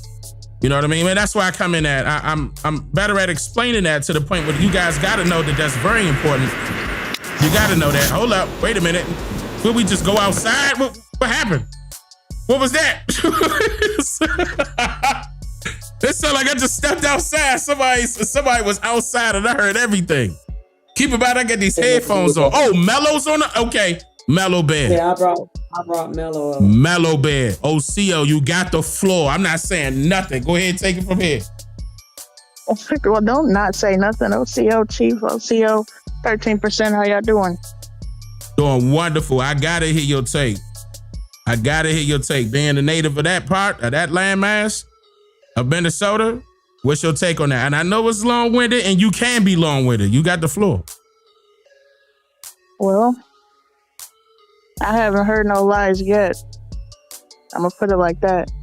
So I think that our people need to be vigilant and move how we're supposed to move. We need to have our own stuff. If these people coming here from overseas and able to set up shop, granted, yeah, they got help from the government, but we are the original government. So folks ain't moving how they supposed to be moving. Y'all need to get information, period. You've been saying it for years. I'm done talking. Like, I'm working on my stuff now. So, and folks already know that. So I don't really know what else to say other than who do we have to blame for this besides ourselves, because we're not doing what we're supposed to be doing. Okay, that was my question. All right, okay, you answered that one. So the blame should be shifted on our own people because we're not doing for ourselves. That's what you're saying. Right, that's the only way they can come in here and be empowered. I mean, and that go for all foreigners. Matter of fact, right. Not just Somalians. They in office, and more of them trying to get in office, not just the Somali community. Yep. But I will say, yeah, they are here. They don't have no respect for our people. Some of them gonna act like it, but I don't believe that a few of them are gonna be on board with us, and the rest of their community is like, they can't stand us, but mimic and mock everything that we do and remix it. Yep. You know what I'm and saying? they cosplaying. Right. So be vigilant. You know, PG, I love you to death, you know, but I don't know if we got to be all like that, but be vigilant. I mean, in some cases, we are going to have to get like that. You know what I mean? It's nothing wrong with that because some things got to happen. Some furniture got to move, you know, but it's a place and a time to say that is what I'm saying. Like we in 13% solo. Yeah, we could talk like that, but I'm on a tube and you know, they watching. You know what I mean? And then that blame going to be shifted on me. Like, right. But we already know what it is. Yeah, we know what time it is. Last time I came up here, I think last time I was on the panel, I was telling people that ain't our people that got a problem with anything that we say or anything that we do, they better stay on the porch, and it is what it is. Because if you jump off, then it's gonna be a different story. So are you familiar with that area that lady was talking about that I played, where she was saying that she was trying to get her brothers and stuff like that, get some cameras to go in that area and start actually not only just Minnesota, she was trying to go to every state to do the same thing and actually put a scope on these communities. That's over in Minneapolis, and yeah, they have this. I believe that's over by Riverside. I know somebody else is probably gonna say it ain't there, but it's in that general area. So yeah, it's right across the river. So where the Niji at? Like, how far away are they from that area? Right there.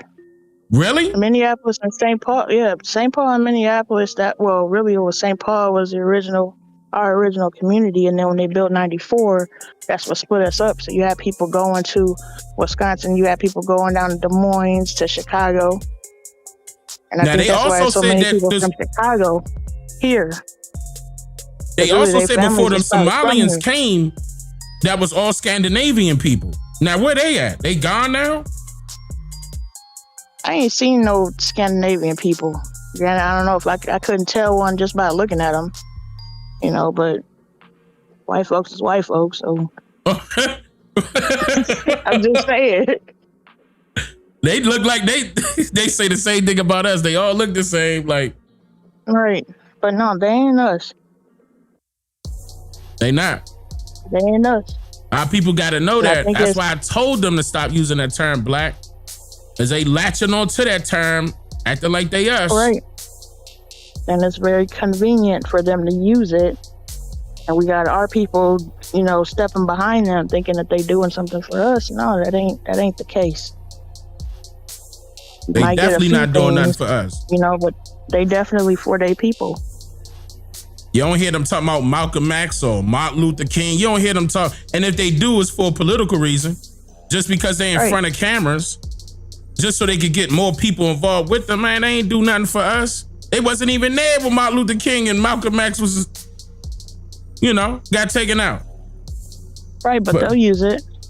And them Somalis, they ain't been here. They haven't been here long enough. They was Sound like starting to be here was like in the 90s. That's what they said, 1993. Yeah. They just got here. Yeah. And look how fast they moving. Yeah, when PG was saying they breed like rabbits, yeah. Because you'll have a house and there'll be 8 kids running around and 6 cats and whatever infestations they got. I'm surprised that IQ level ain't lower because they said they was incest and all the rest of that. I'm like, damn, that don't mess up their bloodline. I don't know. That's weird. So did she actually marry her brother? Did you hear that same thing? That Omar girl, the congresswoman, married her brother? That was my first time hearing that, but to be honest, I ain't really been paying too much attention to her. Right. I just already knew what it was. You know, she is who she is. She's representing who she's representing. So, I mean, it's the same story. Every single group of foreigners been doing the same thing. They all come here and do the exact same process, and we just sitting back watching them. Thank you. As if we don't have no power. Man. And just putting money in their pockets. Man. And paying taxes and giving, and our tax dollars going to them. So for their welfare. Right. Our tax dollars going to their welfare. Their well-being. That's horrible. I hope people hear that. If you're gonna be sick and tired of being sick and tired, now is the time. Right. My bad, I'm outside with my dog. Sound like I heard him. Yep. But I appreciate that, my little bit. Absolutely. Yeah, I definitely wanted your take on that. Go ahead up in there, because I know it's cold out there now. Y'all still got snow? Yeah, it's been snowing really almost every day since last week, but we used to it. Yeah, I know y'all used to it. I'm not. I'm not. Right. I wouldn't want to be in that snow right now. I appreciate that, Mellow. But hold on. Before I let you, is there anything else that you wanted to say before?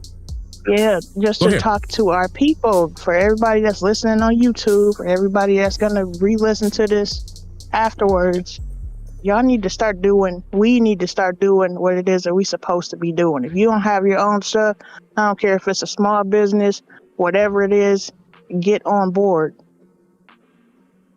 Because I'm real confused as to why we're not in a better position than what we in.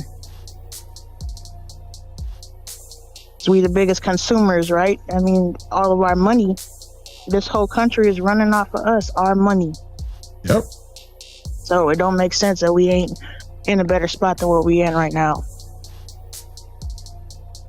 So, but that's it. I'm gonna leave it at that. Y'all got questions? You got questions, Chief? Ask. But like I said, every video you played, and even from what other people were saying when they came up, I haven't heard no lies yet. So. Now, you answered everything I wanted to know. And I mean, I appreciate that. That's why I immediately was like, I gotta get Mellow Bear up here. But I appreciate that. As always. Right, I kind of wanted to hear what other people was gonna say, you know, because I'm curious as to what it looks like in the different states. But yeah, up here, they trying. They tried to vote old boy in for mayor, and he didn't make it in. You know, so it is what it is. Everybody needs to operate how they're supposed to be operating. And I'm going to go ahead and step down, get other people up here. I appreciate that, Mellow Bear. All right, Chief Wado. Wado. Absolutely, yeah, man. And then on top of that, so people saying that it's happening in different states. I mean, I can honestly attest to the fact that it is happening out here in Texas. I do see them. Many of them. A lot of them. I mean, you know, it's to the point where I haven't seen an easy person in a long time. Maybe it's because of the area I'm in. I don't know. I don't know. But the demographic change, it's a lot of them. They even outnumbering the white folk. You know? I see the white folk, it's at the grocery store. And they definitely pulling out them EBT cards. I see that. And they paying for, I'm talking about, man, I can't believe that part right there, bro. The area that I'm in, they get to pull out the EBT card and pay for them, man. Okay. That part right there, it just got to change. Our people got to step up and do something about it. We can't be waiting on God or nothing like that. God got our back. We just got to do what we got to do. Everybody else waiting on us. As far as our people are concerned, our ancestors, they like, all right now, you see what's going on. How long you willing to wait? It's time to take action. Put plans in motion. But like the other brother said earlier, land. A lot of things I've been regurgitating over and over and over throughout this goddamn channel. I hope people listening. I hope y'all paying attention to try to do something about it. And it start with you as the individual. Dane, what could I do? Take advantage of the opportunity that is given to you. And do for yourself and do better for your family. Make sure that you're no longer the consumer no more. Make sure that you become an owner. Own everything that you want. Own everything that you have. How do you do that? Get into ownership. Actually, YouTube is the #2 search engine in the world. Use YouTube and find out how you do these things. How to grow crops. Whatever it is that you want to get into it. That talent that you got, that you know that you got, that talent that you got, that could be a business. That skill that you possess, that could be a business. And it's not even about buy black, because the so-called blacks don't have the communities to circulate that so-called black dollar within that community. We got to buy these communities. That's what they doing. Yeah, they getting it interest free and in some cases tax free on certain situations. Yeah, they made it harder for us, but that's still no excuse. We could get it done. You, me, and let's just say 10, 20 other people. Pool our money together. Grab land. I've been wanting to do that. But then people turning up, well, we can't trust this person. We can't trust that person. I would give it to me then. I'll put it somewhere. We can open up that trust. I'll start it off. If it gotta happen, it gotta happen because it's supposed to happen. Start buying up land. State by state by state. Building up an infrastructure. And shout out to Dr. Claude Anderson. He gave us the map. But how to do it economically. There's no excuse.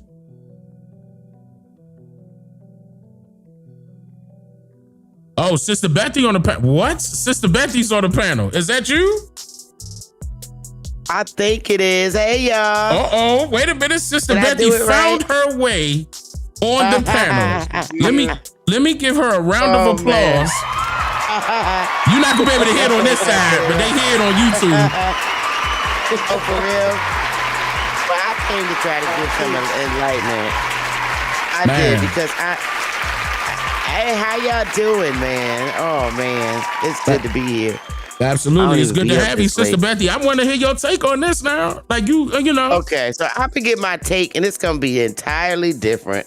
Go ahead. But, okay, don't get mad, y'all. Just give me a chance. Hear me out. Uh-oh. First of all, that guy that came up here talking about, oh, they're going to beat you. And I'm like, first of all, ain't no damn Somalis coming to no hood messing with no Pookie and Ray Ray. They still scared of us. I'm trying to tell you. We ain't worried about them. That's just in a few states or whatever. I'm sorry. It's not going down.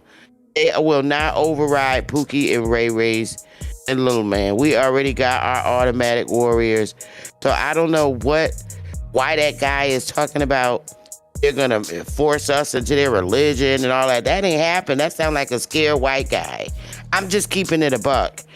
But the only thing, Dane, that I see with our people, and it's been like that for quite a few years, we lack community support. We just don't come together. We can do the same things that they do. We just don't do it. And our community, churches have the control. We still have our big churches. And if you really think about it, we are doing that, but it's by way, because our people always look to Christian leaders. So, I mean, I don't know how else to say it. We do the same things they do. It's just that we've always gave control as a people and power to the Christian churches, our Christian churches. So you think the direction is leading into a brick wall? They need to be redirected. That's what you're saying? Okay. Pretty much. I mean, first of all, they're not going to take us down. They're not going to take United States down. That's just not happening. And think about it, they're only doing what the government allows them to do. They have limitations, believe me. Now, if you think of it this way, if this government took out Oklahoma back in the 1920s, what do you think if they get tired of Somalians they would do? Come on now. We got to think logically. Really. It's not happening. Somebody said in the chat their maternal kindred. I don't see no Somalis in Connecticut. If I do, I walk right by them. But look, somebody in the chat, somebody Mm. in the chat said their maternal kindred are from Trinidad and Tobago. I mean, I said tobacco.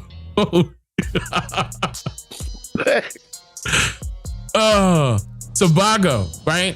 And Cote d'Ivoire, I don't know how to pronounce that. I'm probably going to be mispronouncing that. And she said when they came to America, they were told if vote for Democrats, they will become citizens. Oh, they will be, no, I think she meant to say become citizens and classified as white status. Classified as a white status.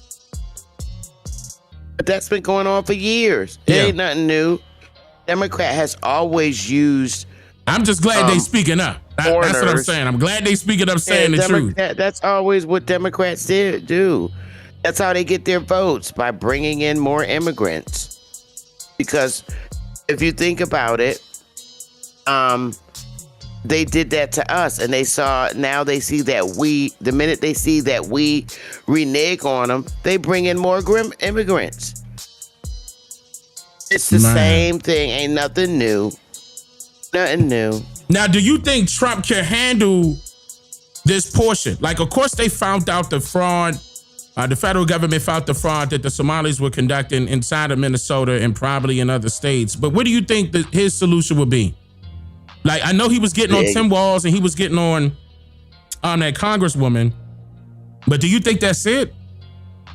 Just a couple threats and he gonna keep it going? Look, Trump ain't allowing nobody to do. They have a limit. All immigrants have a limit when it comes to this government. And I don't want people to get scared and get frightened and all that because it's the same thing. Nothing's new. They're doing the same thing they've been doing. Some Somalis is not taking over the United States. And that's just a fact. And you got to understand that they're not. So what do you think about that? What do you think about that law that they're trying to put out and, allow people to wear the hijab or hijab or whatever that is, wrapping them up like mummies, the women? Well, where? 'Cause I wrap my head up anyway, but that's because I want to. No, right, and I pointed that out. I definitely pointed that out, that our sisters will wrap up their head, but they talking about wrapping up their entire body, like, trying to make that law. They're trying they're proposing that. In New York, proposing that? I believe Minnesota. It was a couple of other states that they're trying to, they're proposing this law, trying to write it in. They tried to do it in Texas, and Abbott said no. and he said it's not illegal, but no, that's not going to happen. Like you can't put that on everybody. It's not going to happen. You can't. This is, first of all, we're not a communist country, and they're not going to make it a communist country. But what is it? Sharia law? Sharia? I forgot how you pronounce it. That ain't going to happen. I swear for goodness. Let them try it. Let them try it. I'll go out in a hoodie. The day that they try to pass that law, I'm going to be the first one out with my damn hoodie and pink Timbs on, walking around and say, I dare. Pink Timbs? Yes. That was me back in the day. My pink Timbs and my dookie earrings, my big rope earrings. I wish they would. I don't think it's going to happen. I think people are overreacting, Dane. To be very honest. I do. But, I mean, I don't even understand why it's such a big focus on them. Yeah, they're doing food stamp fraud and all that, but who ain't doing food stamp fraud? Our people. I mean, white people been doing food stamp fraud. It's just not spoken about. We only at 26% of the people that get food stamps.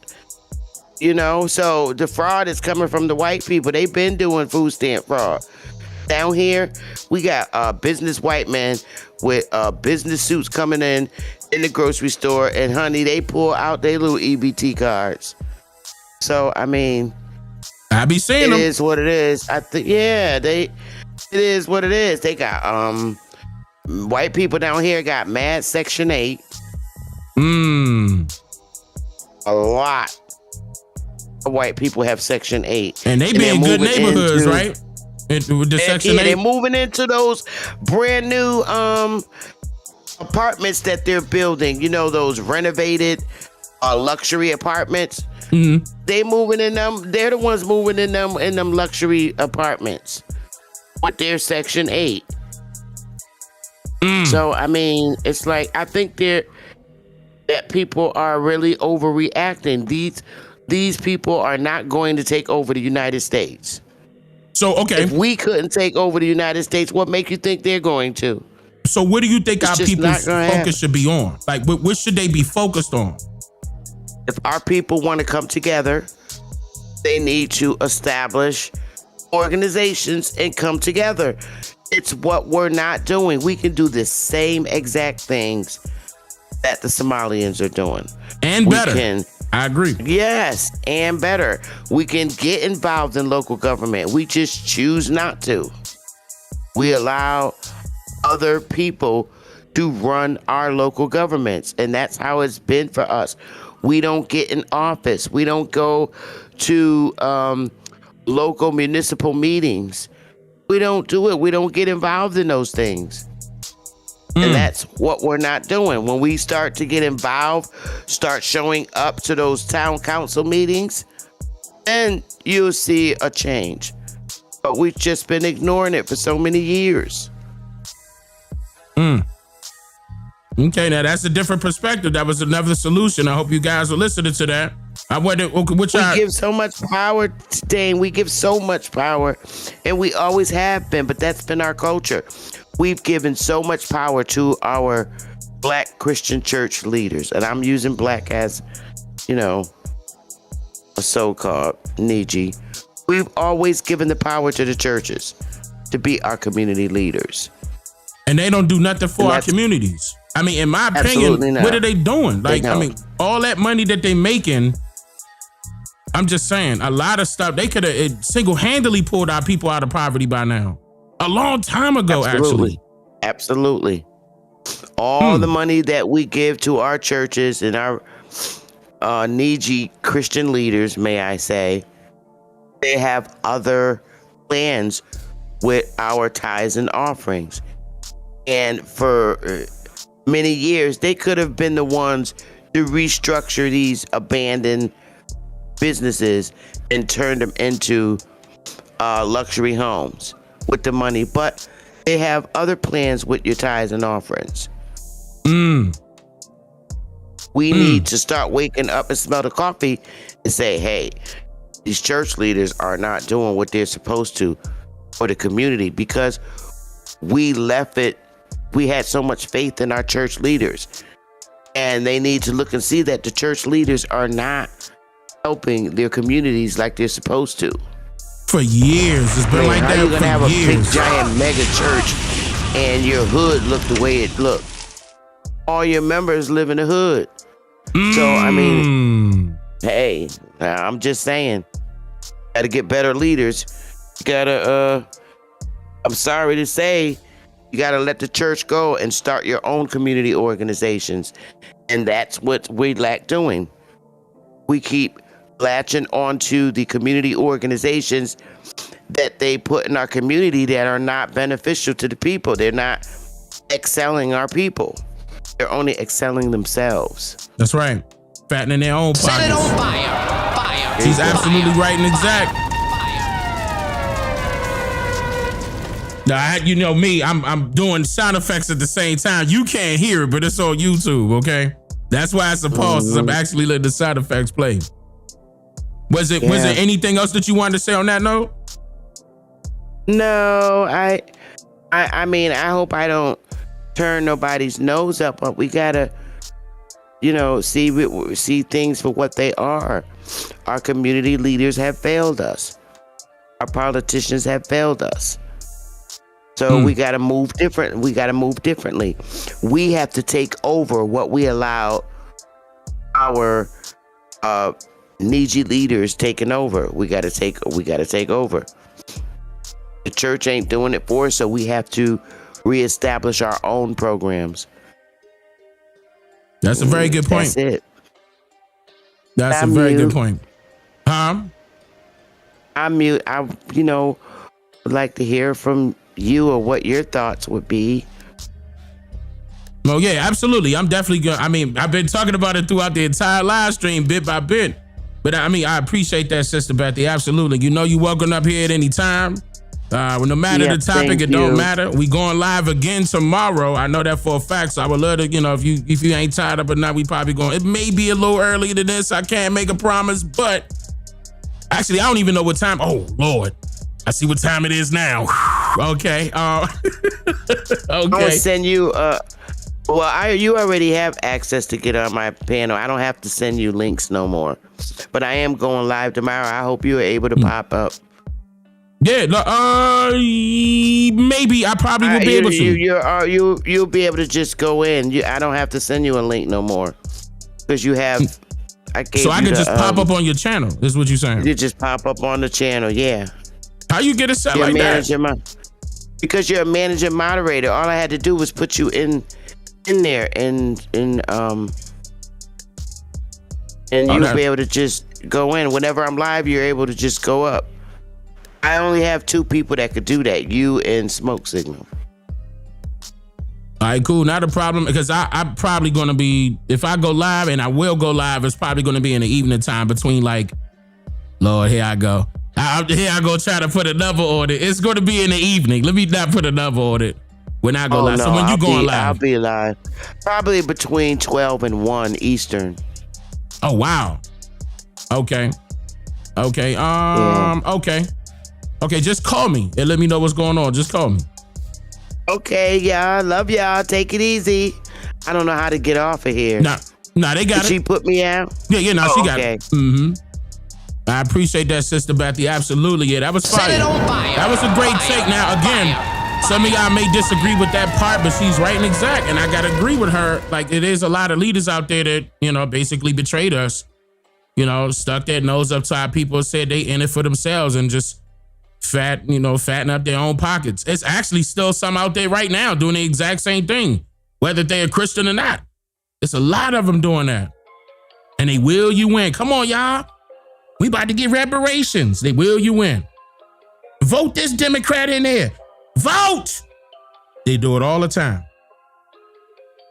Mm-hmm. They do it all the time. But not just not the Christian community. It's a bunch of leaders that are out there that will, some people will call them leaders that are doing the exact same thing. You ain't lying. The matriarch. Yeah, the matriarch is right. The matriarch been there, man.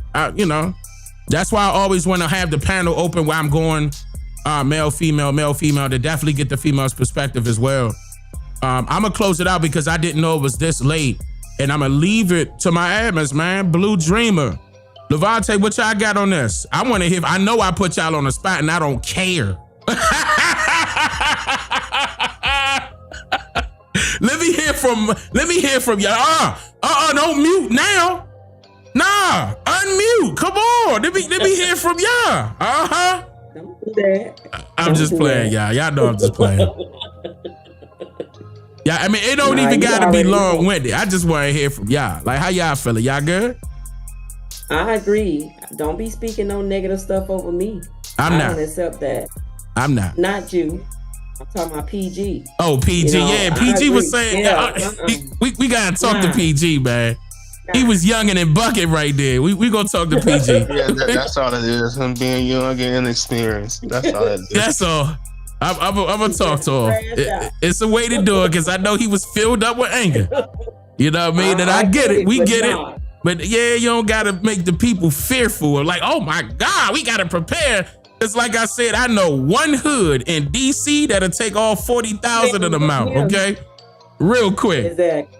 They ain't no threat. One band, one sound. We don't play that. They not even gonna be able to know what's behind them. They wrapped up so much. They not suck now. All right, never mind. I believe it alone. Nah, but they need to get up out of here all alone. That's what I got to say. I agree, man. Put foot to tail. What you think, Levante? Exactly. I believe that we got to do what we got to do, and it not be so much talk because we already know what we got to do. Just go ahead and do it and keep it going. Because this is not a slow train. It's the fast moving train. Yeah, if you ain't on board, you're gonna get left. I agree. It is a fast moving train. I agree with that. Because I remember people were saying, but like, what do you see is happening in the next 5 years? I'm like, man, I didn't even see this part right here happening. I thought it was gonna be later on down the line. But that's why I'm proud of my people. They are actually moving in the right direction. Young and old, by the way. Young and old, trending in the right direction. But that's what I'm talking about. And we having these discussions, open panels. They over there on YouTube, they are on TikTok and Instagram and everywhere. We having these now. Okay, great, it's good. We got that conversation flowing, ideas flowing, things happening. Now, action. Lights, camera, action. Please let that be action, man. That's why, I mean, see, keep in mind, y'all know I'm an introvert. You know, but of course I'm gonna give you, you know, my take on certain things if need be, you know, and of course I like to do things behind the scenes. I don't like to do things out in the open where everybody know the plan.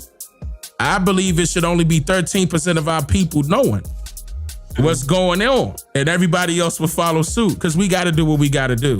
And all we need is 13% of our own population anyway, and we can get it done. A lot of stuff, not 50%. Not 60%, not even 80%, not even 20%, just 13% of our people. That's a lot.